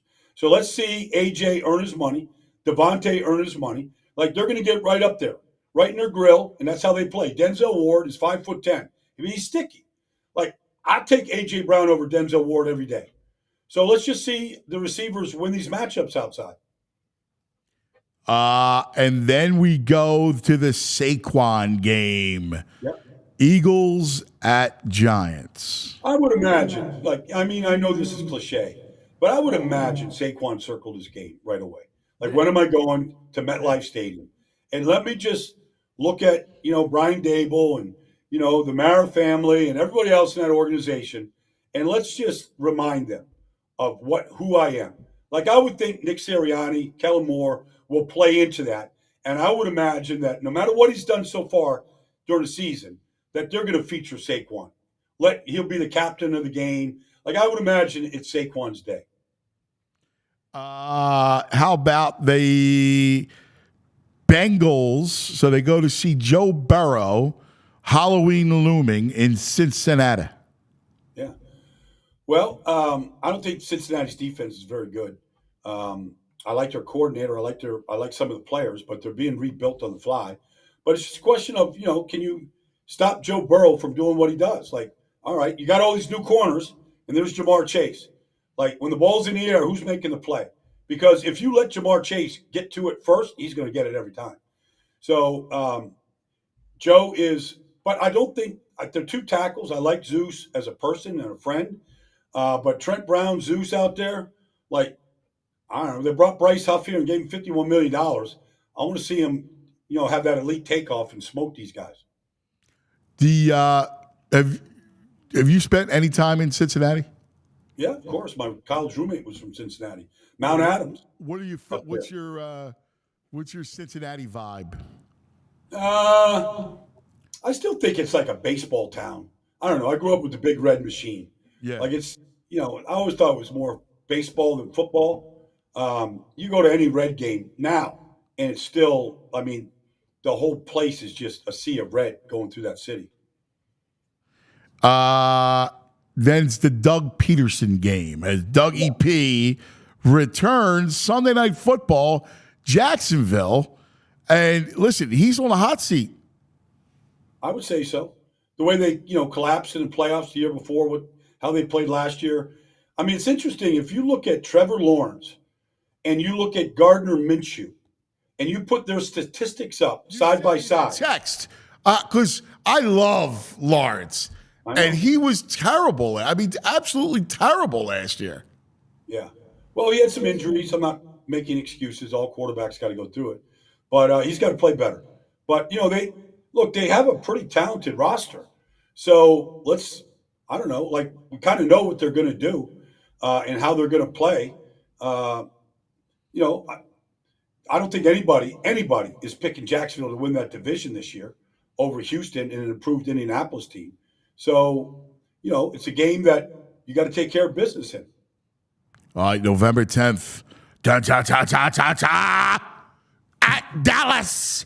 Eagles, Cowboys, 425. Brady in attendance. AT&T. Well, look, these are classic games. They have flipped coins. Who's winning the division year in, year out. They usually split. Philly has gone down there and won, vice versa. But look, they know that this is this is the rivalry. This is the Eagles' biggest game every year. And so who are the Cowboys? Is Zeke really going to be a player? You look at his numbers over 8 years, he's declined every single year. Yeah. And they're counting on him.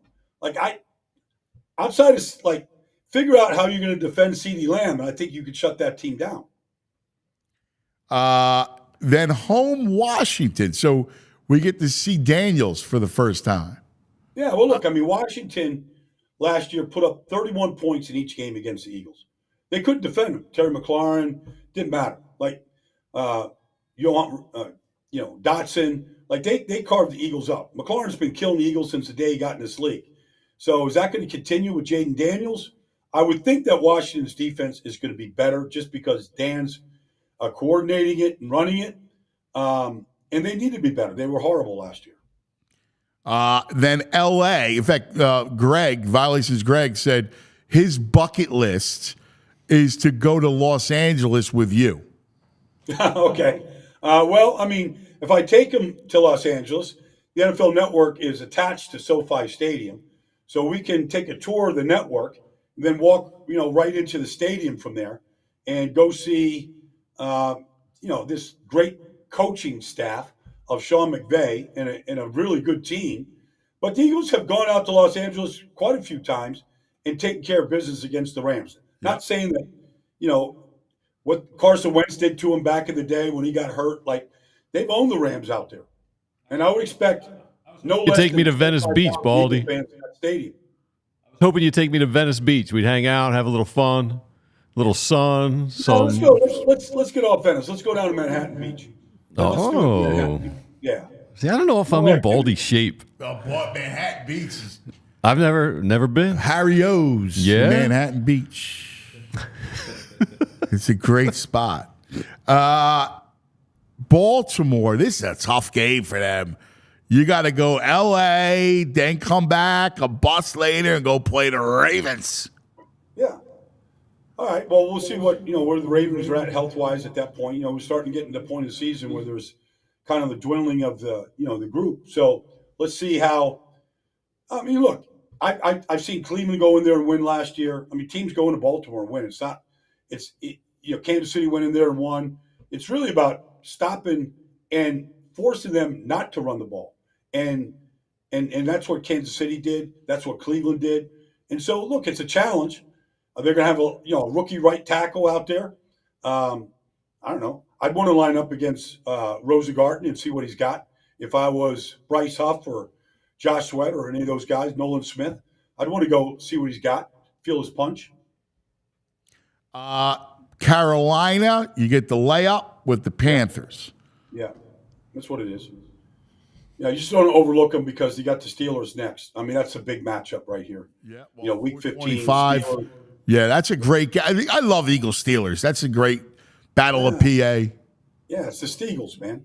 Back when they combined teams during the war. Yeah. And then, of course, you end with the 3 division teams. So I'll ask you to wrap this up. How many wins? Yeah, I'm bullish on the Eagles. But it's gonna be. I think there's just a lot of new players and people they're counting on. I don't know that you're going to just digest a Vic Fangio playbook in a couple of preseason. I think it might take a little while, but I can see them easily being 11. They were 11-6 last year with a collapse. I can see 11-6 or 12-5 this year for sure. Yep, that's what I thought. I thought 12 kind of looked right, looking at the schedule, how it all fell into place. So I'm with you. What's on tap for the weekend, brother? I'm getting on a plane heading to Fort Lauderdale in about an hour right now. So I'm heading down south and going to take this brace off and see what the ocean feels like. It's been a little while. Nice. Yeah. Enjoy it, my brother. Safe travels. The Thanks, great guys. Baldy. See you, man. Have a good weekend, buddy. You too, brother. That was epic. That was epic, Baldy. Malta, awesome. Bali. Took us all around the world. Right? Like we had, talking about the crops in the valley, in Medellin. Yeah, talking about Antioquia, the state of where Medellin is. Yeah, it's very fertile land. How about that? I mean, that you only get with this here. That's it. I'm sorry. The Meatlocker. Yeah, it's fantastic. Let me talk about Rite Aid for a second. Rite Aid. Look, whether it's allergy medication, your own meds, vaccines, like you need your, certain shots, shingles we talk about, right? All that stuff. Rite Aid is here for you. And the Rite Aid pharmacists are so helpful. I've told this story before, but my Aunt Cookie, who was like my second mother, she was the greatest, God rest her soul. So Aunt Cookie had scleroderma, which was a pretty nasty disease. And she was on lots of meds. So when you're on that kind of medication, there's all kinds of side effects and everything else. So the Rite Aid pharmacists in South Philadelphia would always recommend certain things and what to do, and gave great advice. They were so helpful. They were so nice.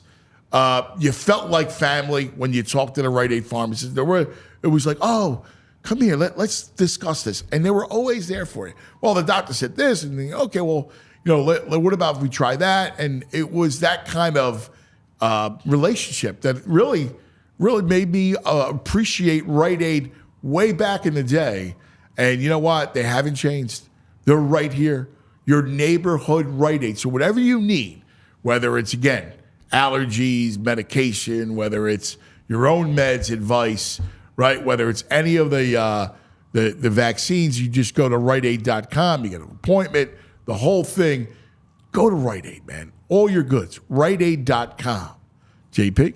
Alrighty, cuz. Well, ladies and gentlemen, it is 10:45 a.m. here on the Anthony Gargano Show. We want to take a quick second to thank you. Thank you for spending some time here in your morning, hanging out with all of us here. If you guys are enjoying today's content, do us a solid, hit that like button, subscribe for all your future viewings of the Anthony Gargano Show. You can even hit that that little bell button. That'll notify you when we are live. And here's on the dock here today for PHLY Sports. After us at 12 p.m., our PHLY Eagles crew will be live. At 1 p.m., we have PHLY Flyers. At 2:30, PHLY Sixers. And then tonight, PHLY Phillies have you covered with the post-game show, ladies and gentlemen. Alrighty. So after the Phillies and the Nats are done, you can watch Jamie Lynch, Renee Washington, Tyler Zulli break it all down here for you today. And speaking of which here, guys, this weekend is a big weekend here for us here at PHLY because we have the PHLY Phillies tailgate, guys. That's right. We'll be hosting another one of our tailgates here. Tomorrow, we'll be going live here at 2:30 for the tailgate. You can join Jamie, Renee, and Tyler again as we hang out. We're going to have Cavs Catering. Ollie Pop will be live there as well. They'll have a table there with some great Ollie Pops. You guys hear me talk about it every morning. We get to enjoy an Ollie Pop together. But Cavs Catering is freaking awesome. I was looking at this menu, guys. We got the seafood trio, clams, mussel, shrimp, and white wine sauce. Oh my God. Penne pasta and a cream blush sauce. We have filet mignon sandwiches, grilled chicken sandwiches. Guys, this menu is freaking awesome. Cavs Catering always hooks it up. You get to hang out with me and everyone else here at PHLY Sports. So definitely mark your calendars there. It's plenty of time to check it out. Head on over to allphly.com/events for more information on that. And last but not least here, guys, you guys see it at the corner of your screen. Got to be a diehard, guys. Guys, diehards have great stuff going for them. Of course, you saw we're implementing the video calls. In order to be part of that, you do need to be a diehard, but not only that, you get exclusive content from all of our great beat writers that we have here. You get discounts on that great merch that we have here on that PHLY locker. You've seen it before. Cousins' new 4for4 t-shirt is on there as well. So make sure you guys are taking advantage of that diehard membership there. That's all we got here for PHLY. Take it away, Cuz. All right, buddy. Thank you very much. I got my man, Coach Pete. Pete Gabriel, I love him. Coach in the Clearview Youth Football Association. There you go. Coach Pete. All right, Coach Pete. Anthony's coach, and along with Coach Toll. Nice. Great guys. Just great guys. They give up their time. Coach Pete's a great they coach baseball, football, great athlete, great guy, too. Great guy. Important to our community. All right. Time for some VG's Nugs. Yeah, we got some nugs today. Walking around the ballpark last night. I'm all about people making a buck, you know. But this was disturbing at a Phillies merch booth. They had a bunch of Mets gear. What? No. Yeah. Yeah. You got a picture Is that messed of, up? Yeah, well, there it is. There you go. Some good in Jersey. Messed up. Alonzo jersey. Dude. No, you can't sell that here. Come on, What's right? going on? No, that's a violation. What is That's this? messed What is this, up. Coors Field? This ain't Colorado Rockies. What's going on here? And like, I get that there's some out of town. You don't need to prominently display them up like that. Nah, it's a violation. Hanging above everything, you know? Yeah, hey, we got some Mets gear here for Where you you in the losers. box? Oh, I'm in the box. You're in the box. I'm in the box. Where's Need like Andrew? Alice in Chains to play when I come on. You know? Andrew's in the Man in the box. box. He's the man in the box. He's right. What else you got? Never gets old. The Fanatic versus the Mets.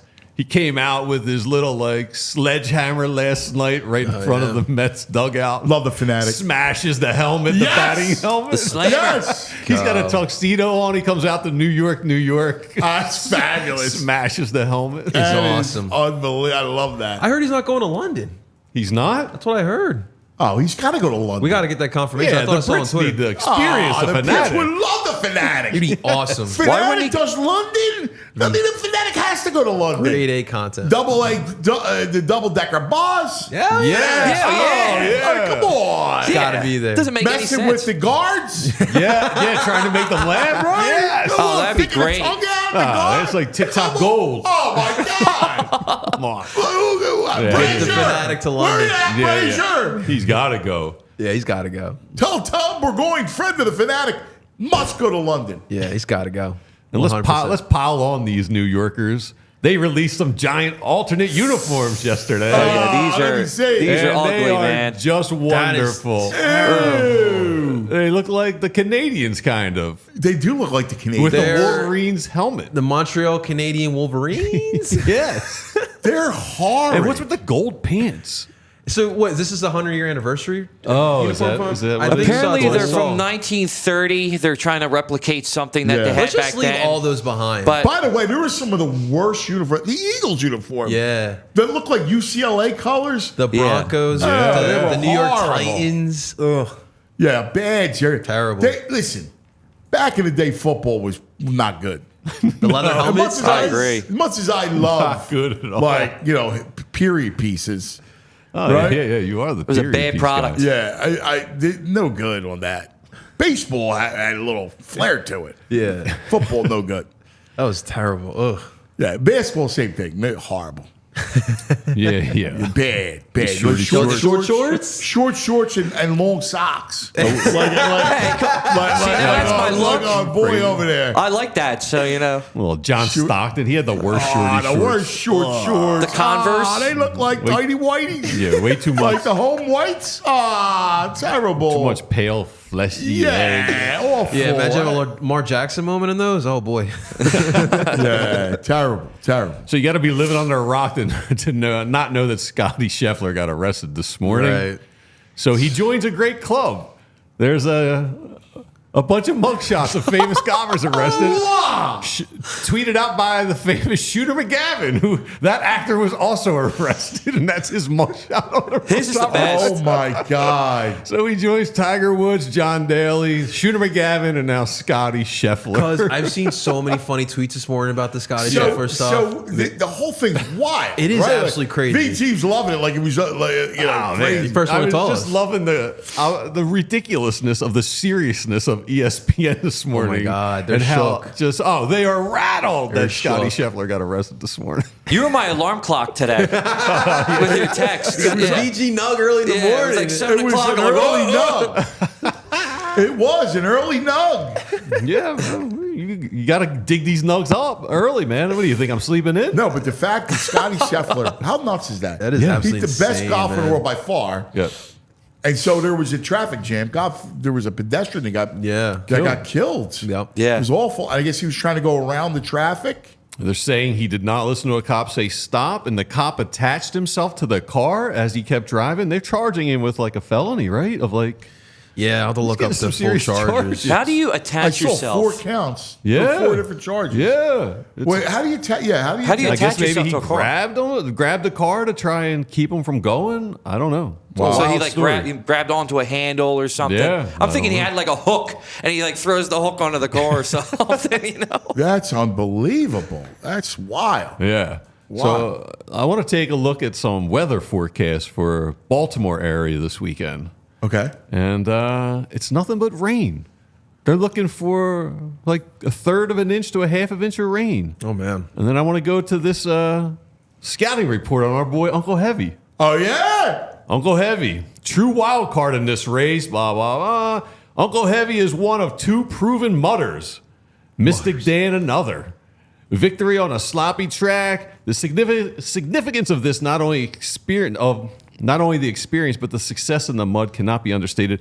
The worse the conditions on Saturday, the better for Uncle Heavy. Wow. He also Heavy. has renowned Billy? jockey Eberhart Ortiz Jr. riding him on Saturday, which is never a bad thing. He's 20-1, so let's all throw some cash on Uncle Heavy. I want money on Mystic Dan. I'm going back on Mystic Dan if he's a mutter. I'm sorry, but that is my horse. You do it in an exacta. Yeah. Uncle Heavy and Dan. Mystic Dan. Oh my gosh.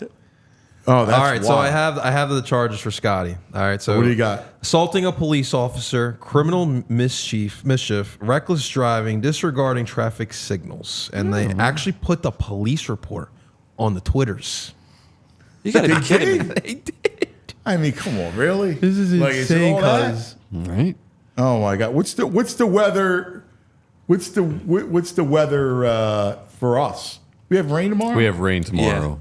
Yeah. It's gonna be wet. I have a tournament out past Reading.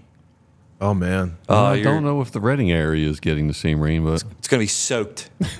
Oh my God! I got to sleep over. in Reading? Oh, in Reading. Well, they play at night. He plays like 2 games. We play 2 games in Saturday night, and then you never know. You don't know what the schedule is. And it said I wazed it from my house. It's like 2 hours away. Yeah. Yeah, it's like not an out easy there. commute. They got some outlets in Reading. You can go shopping. Yeah. Me and Moss are gonna go shopping. Go Like, watch the we're like, fight in come on, Phil's, man. cuz. See what their schedule is. Well, he's playing. I would do the Reading Phils, but they're playing. That's true. So you don't know if he wins, if he goes on. No, so these tournaments, you never know. It all depends. Like if they win, like what time you play. The worse you do on Saturday, the earlier you play. So, It's a whole world, man. Dude, you have no idea. I have no idea. So we have 70% chance of rain here tomorrow.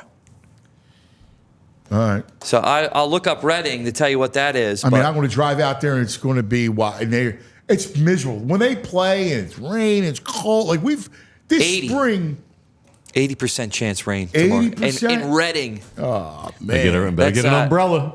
That's Apple weather right there. And you got to go. Like, you can't not risk it. You're going to go there and it gets rained out. Yeah.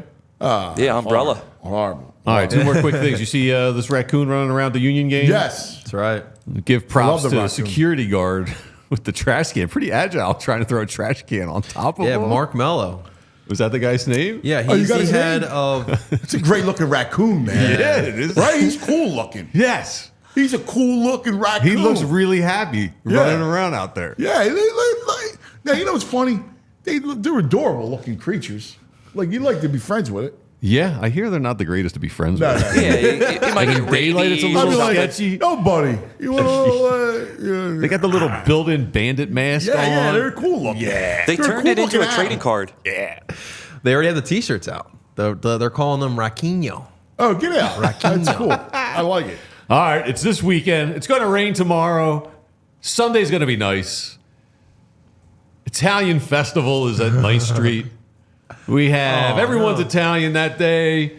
We have great food. There's bands. I really miss Jerry Blavitt because he used to host. He used to get on the stage and The host heater it a with the little bit. heater. Yes. Yeah. and Love. most importantly, we got the grease pole contest where groups of men try to climb like a 30-foot grease pole to try and reach some cured meats and cheeses. I think I got some video. Are we cool We with do. this? We got a video. This is what they do. Teams do it over and over again.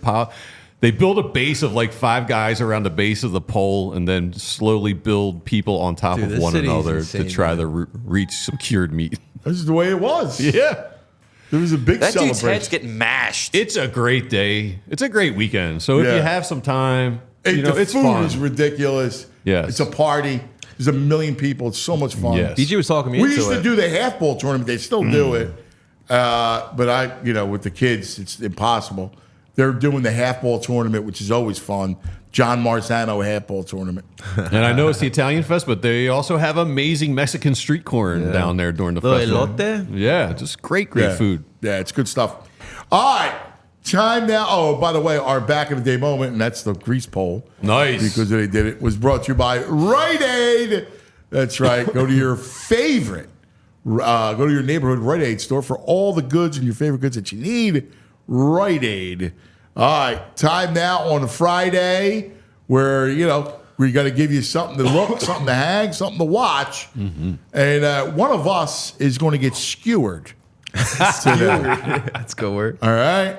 Let's welcome TV Todd. Act like a man. You can't handle the truth. It's time for TV Todd. Here he is. TV Todd. That makes me laugh every single time. Yeah, that's fantastic. It's VG's a master at that. He's fantastic. I got a bunch of things for you before you talk to us. He's just we need you so bad right now, TV Todd. Yeah? Yeah. So why is he echoing? He sounds like he's in a dungeon. I think that's him. Dungeon. He does sound like a dungeon guy. He sounds like Is that me? yeah, you sound like you're in a dungeon. Hold Todd on, dungeon. I'm not in a dungeon.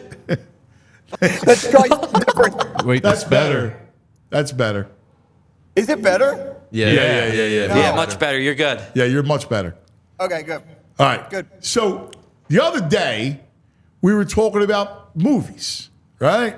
So JP, who you met last week in studio, starts to talk about The Godfather.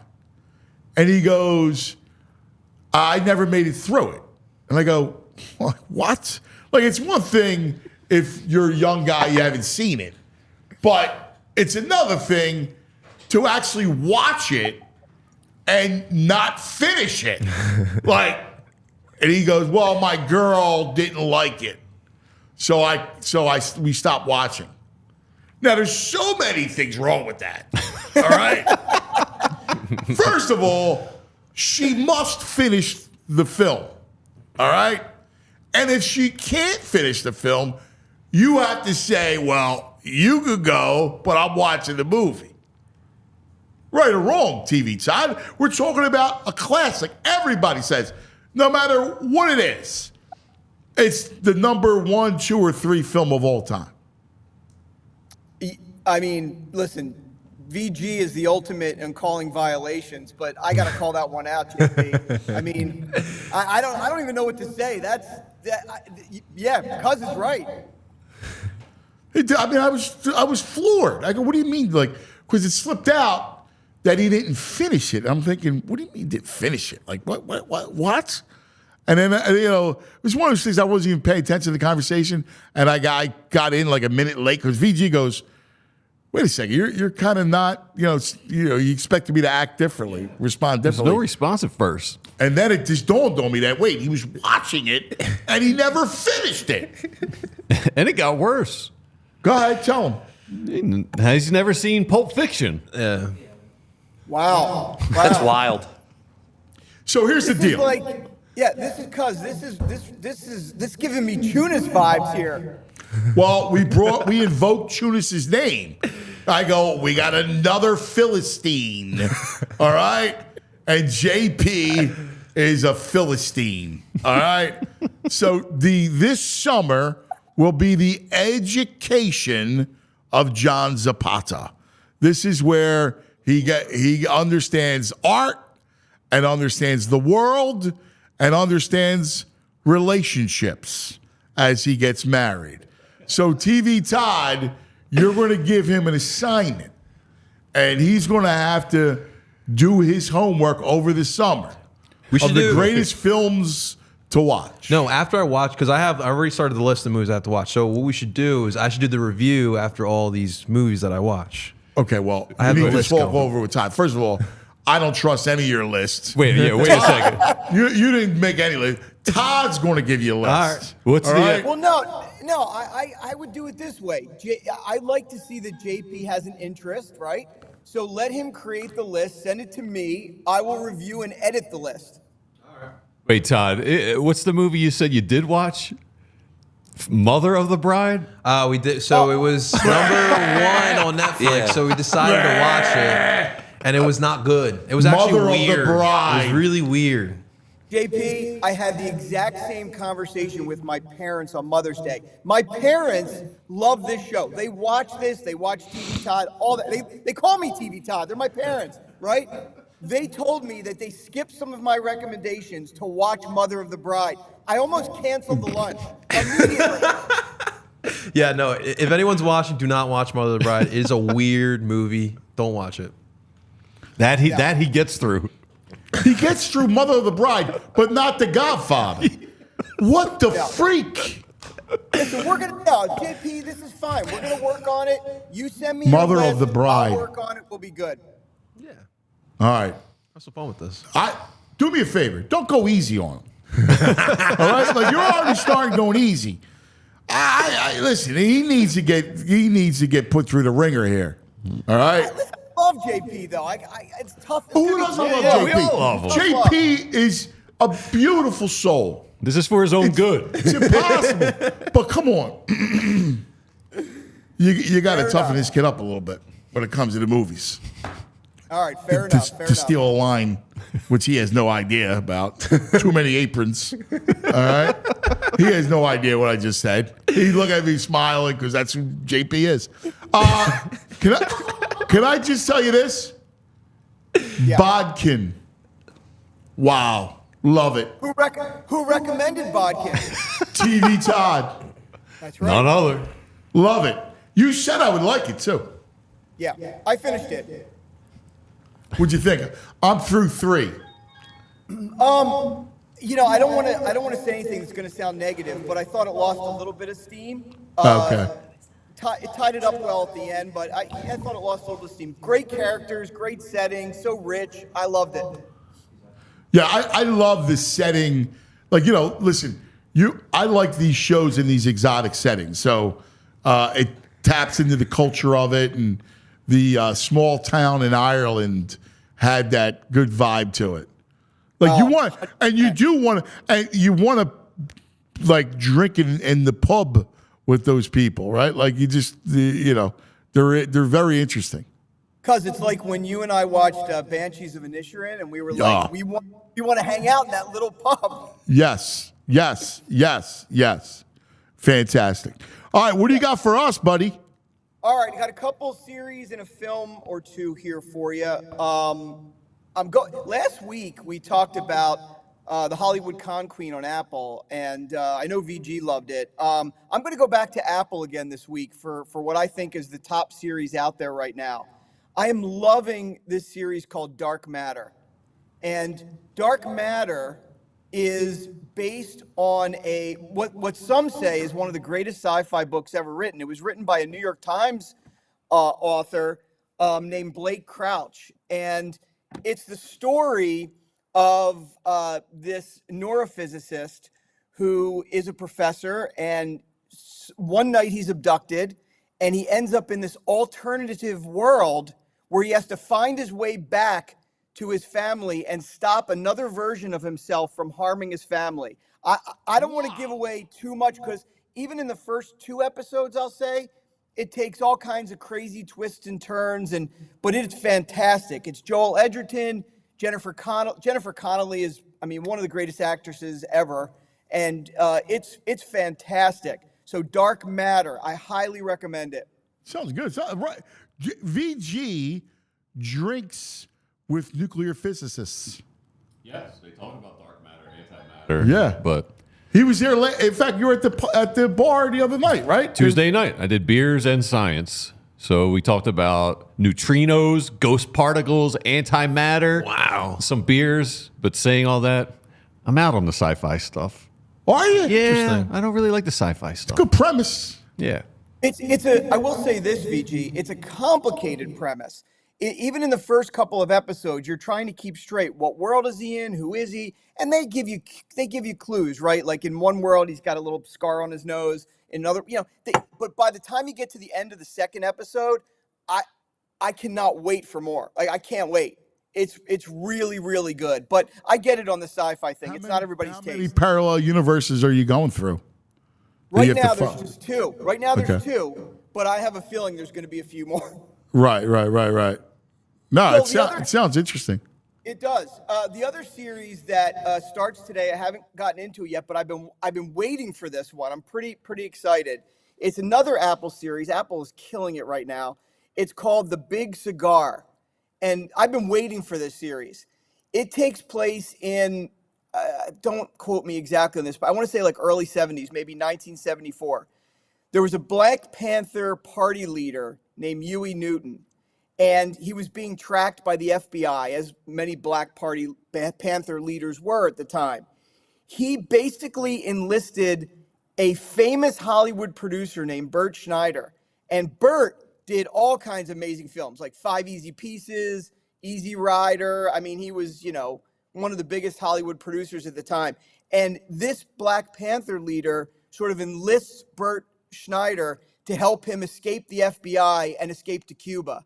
I've been waiting for this series, and it just starts today. About this story, it's a wild story, right?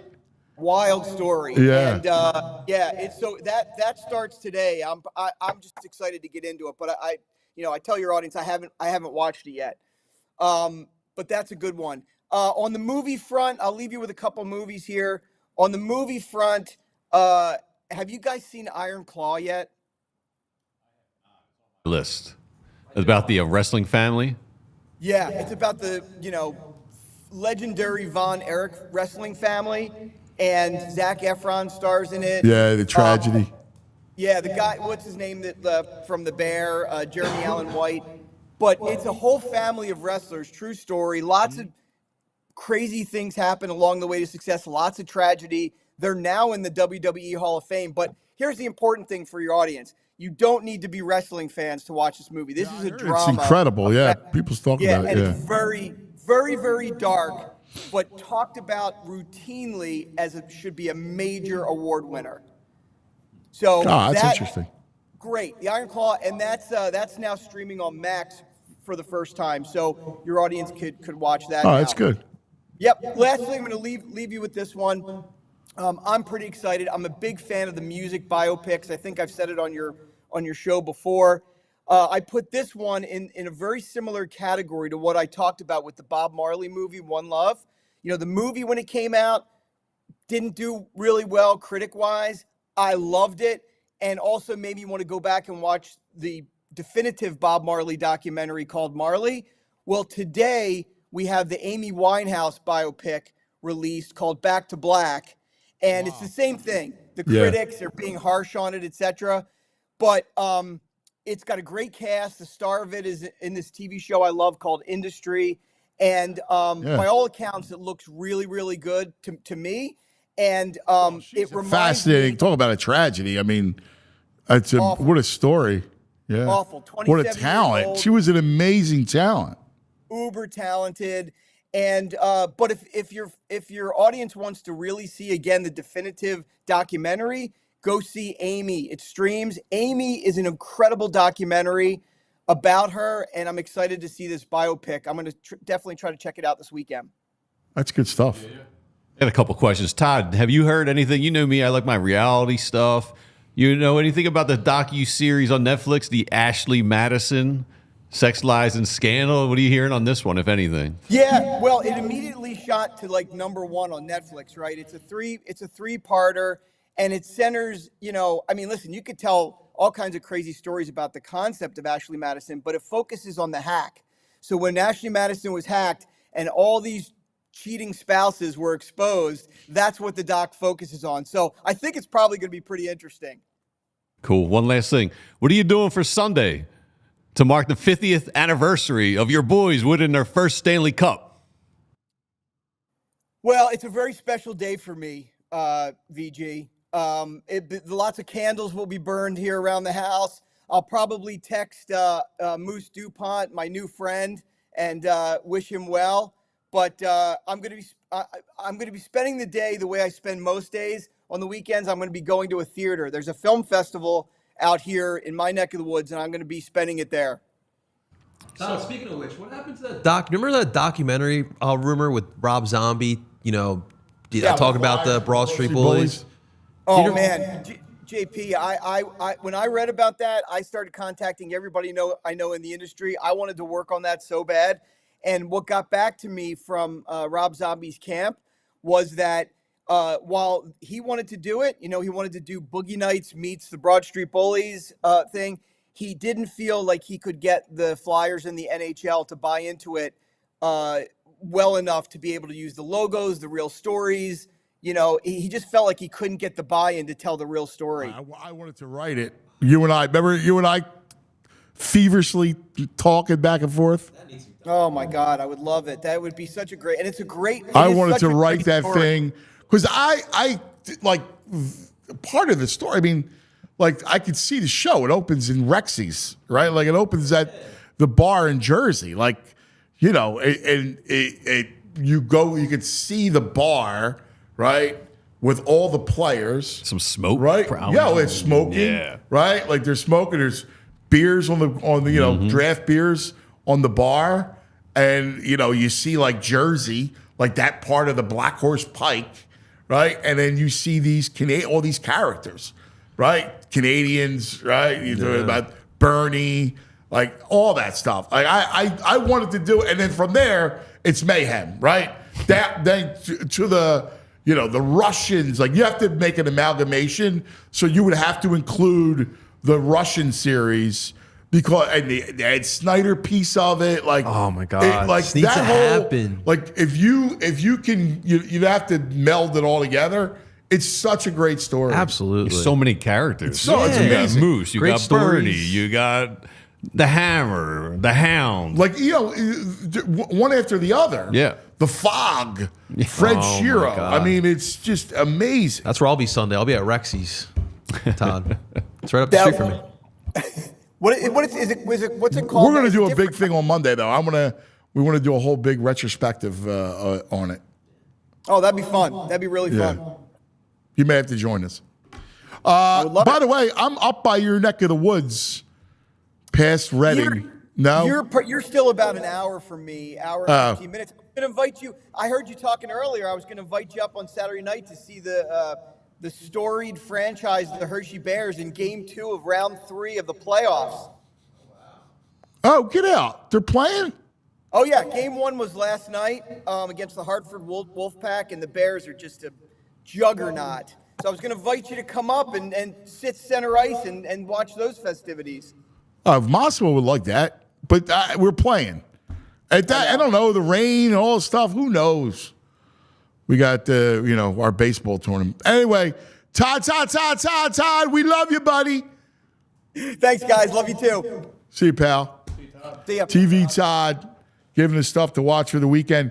All right, before we get out of here, we always like to do our PHLY community, boys. Yeah. And this is where we spotlight all the charity works, all the get-together, the gatherings, people doing good work in town, right? We always love to do that. And joining us right now, and I'm very anxious to get to him because I want to talk about his event, which is so important, and I'm pulling it up right now. It's the Police Survivors Benefit 27th Annual from the FOP. Former police officer Rich Eberhart joins us to tell us about it. Hello, Rich. Good morning. How you doing? How you doing, buddy? I have the president with me too. So Roosevelt Poplar's here. He's the main guy. I'm just a helper, a volunteer. But thanks for having us on. What a pleasure. You're doing something very important for the Police Survivors Fund. Can you tell us about the benefit? And I see we have our fallen officers and their family, and what you're doing for that is so important. It's the 27th year. It's an honor to be a part of this. I am currently retired, and we have a bunch of people. We have over 25 people that are on our committee that helps out and does this event. They've been working hard all week long. We have over 80 raffle baskets that will be available tomorrow. We have barbecue grills and barrels of booze. I'll take you in here. We have one person in here working right now, but this whole room here is full of baskets that people from all over the Philadelphia and surrounding areas have donated, and we can't say thank you enough because without them, we could not offer this stuff to people. This is a barrel of booze right here. We got a barbecue grill. I got one real cool thing here. Somebody from our organization painted this. This is a Jason Kelsey photograph, and look at that. And That's Mr. awesome. Mr. May made this hat. So the gentleman who made the original for Jason handmade this for our event. And this stuff will be up for auction. We'll have a silent auction as well. We have over 80 pieces of silent auction material, sports stuff. You could win a ride in the police helicopter here. So we have some really good stuff. So now look at that Flyers jersey. You guys are it's the FOP where you'll have it at, right? On 11630 Caroline Road? Is that right? Yes, that's correct. That's correct. It's going to be an inside event, so weather will not be an issue. We have plenty of room in here. The entertainment, it's the FM band. They're going to start at 3 o'clock and go till 7, so it's a live band in the ballroom. And then at 5 o'clock, we have 6 different DJs. Our headliner DJ is DJ Slice. He's going to be spinning the ones and twos, as I think he likes to call it. But yeah, we're at 11630 Caroline Road on the backside of Pepsi off of Roosevelt Boulevard. It's $40. It includes a barbecue meal, draft beer, and then there'll be other things for purchase. We do encourage everybody to take an Uber or Lyft here. We do have parking, but let's be safe. Let's have a good time. I get the chills talking about this event. Again, I've been part of this for over 20 some years now, and it's just an honor to be able to do this. Unfortunately, we have to do this. Obviously we're honoring Officer Mendez and Officer Fitzgerald, who both lost their lives last year. Yeah, and I love, and we know Officer Fitzgerald, the family, very well. I love what you're doing. I just think it's so important. Beautiful. He's got 4 kids, beautiful family. His father, of course. I love one of the great people, great Philadelphia sports fan, and Officer Mendez. God bless you guys. I mean, this is what you guys do community-wise for those people that are on the front lines, and it's such an important event. 27th annual. I love when you showed us that room and all the donations and and the people coming together to really help make it an event was important. Yeah, no, it's a team effort. I'm just the chairman of this committee. We have the full support of the staff and board here. We will be here bright and early tomorrow morning. It starts at 3 o'clock. We encourage people to get here early, and all the money raised goes to do the money that we raise throughout this event will be used throughout the year to do things for the family members of officers who have been killed, died, injured in the line of duty. So, it's something that we wish we didn't have to do, but we need to do it, and we need people's support. I appreciate the opportunity to come on to your show, and as does Roosevelt Poplar, the president up here. He appreciates your guys' support as well. Of course. What's the website for people to go and get tickets and just kind of get acquainted? So I don't have a website to give you, but tickets can be purchased at the front desk today, and then tomorrow at the gate. So right at the door. So you don't really need a ticket. We'll do Venmo. We'll do cash, and we'll get you an armband. You'll get in. All the food you can eat is included, and like I said, the draft beer is included as well. It's just a fun time. We just ask people to, again, take Uber, take Lyft. Be safe, be responsible, but come out and support our event. We need it. We cannot do it without the people that come and make the donations and buy a ticket. Yeah, I'm with you. Listen, I hope it's a wonderful time. Be safe, and thanks what you do, especially for all those families in need. Really appreciate it. Thank you, Anthony. We appreciate your support. Thanks, brother. Very important. One of our big missions, that's right, from PHLY community. So if you have an event, a charity event, something important that's going on in our community, please let us know. And we are more than happy to bring awareness to whatever you're doing from a charity standpoint, from our Make Our Community Better. It's very important to us. So, guys, you like those free beer events? Oh, I love that. Yeah. And I'm the son of a firefighter, so it's really important for what those people do to help out those families. That's right. Yep. That's right. Absolutely.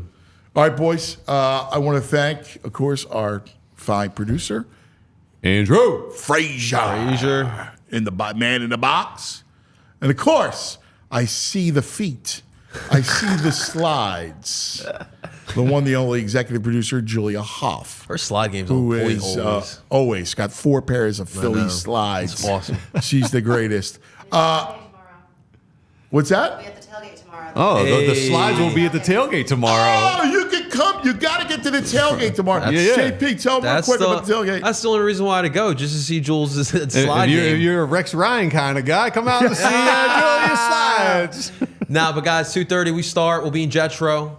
Like I mentioned before, all PHLY.com/events. Come hang out with PHLY Phillies and PHLY Sports, and we're going to have a good time. That's the one thing, the best belief. Good time is going to happen. That's right. All right. Boys, great stuff. Have a great weekend, everybody. We love you. And we'll see you on Monday. We're going to celebrate the Flyers on Monday. Guys. 50 years. So enjoy your weekend. Be safe. We'll see you then. We all silly like the mayor.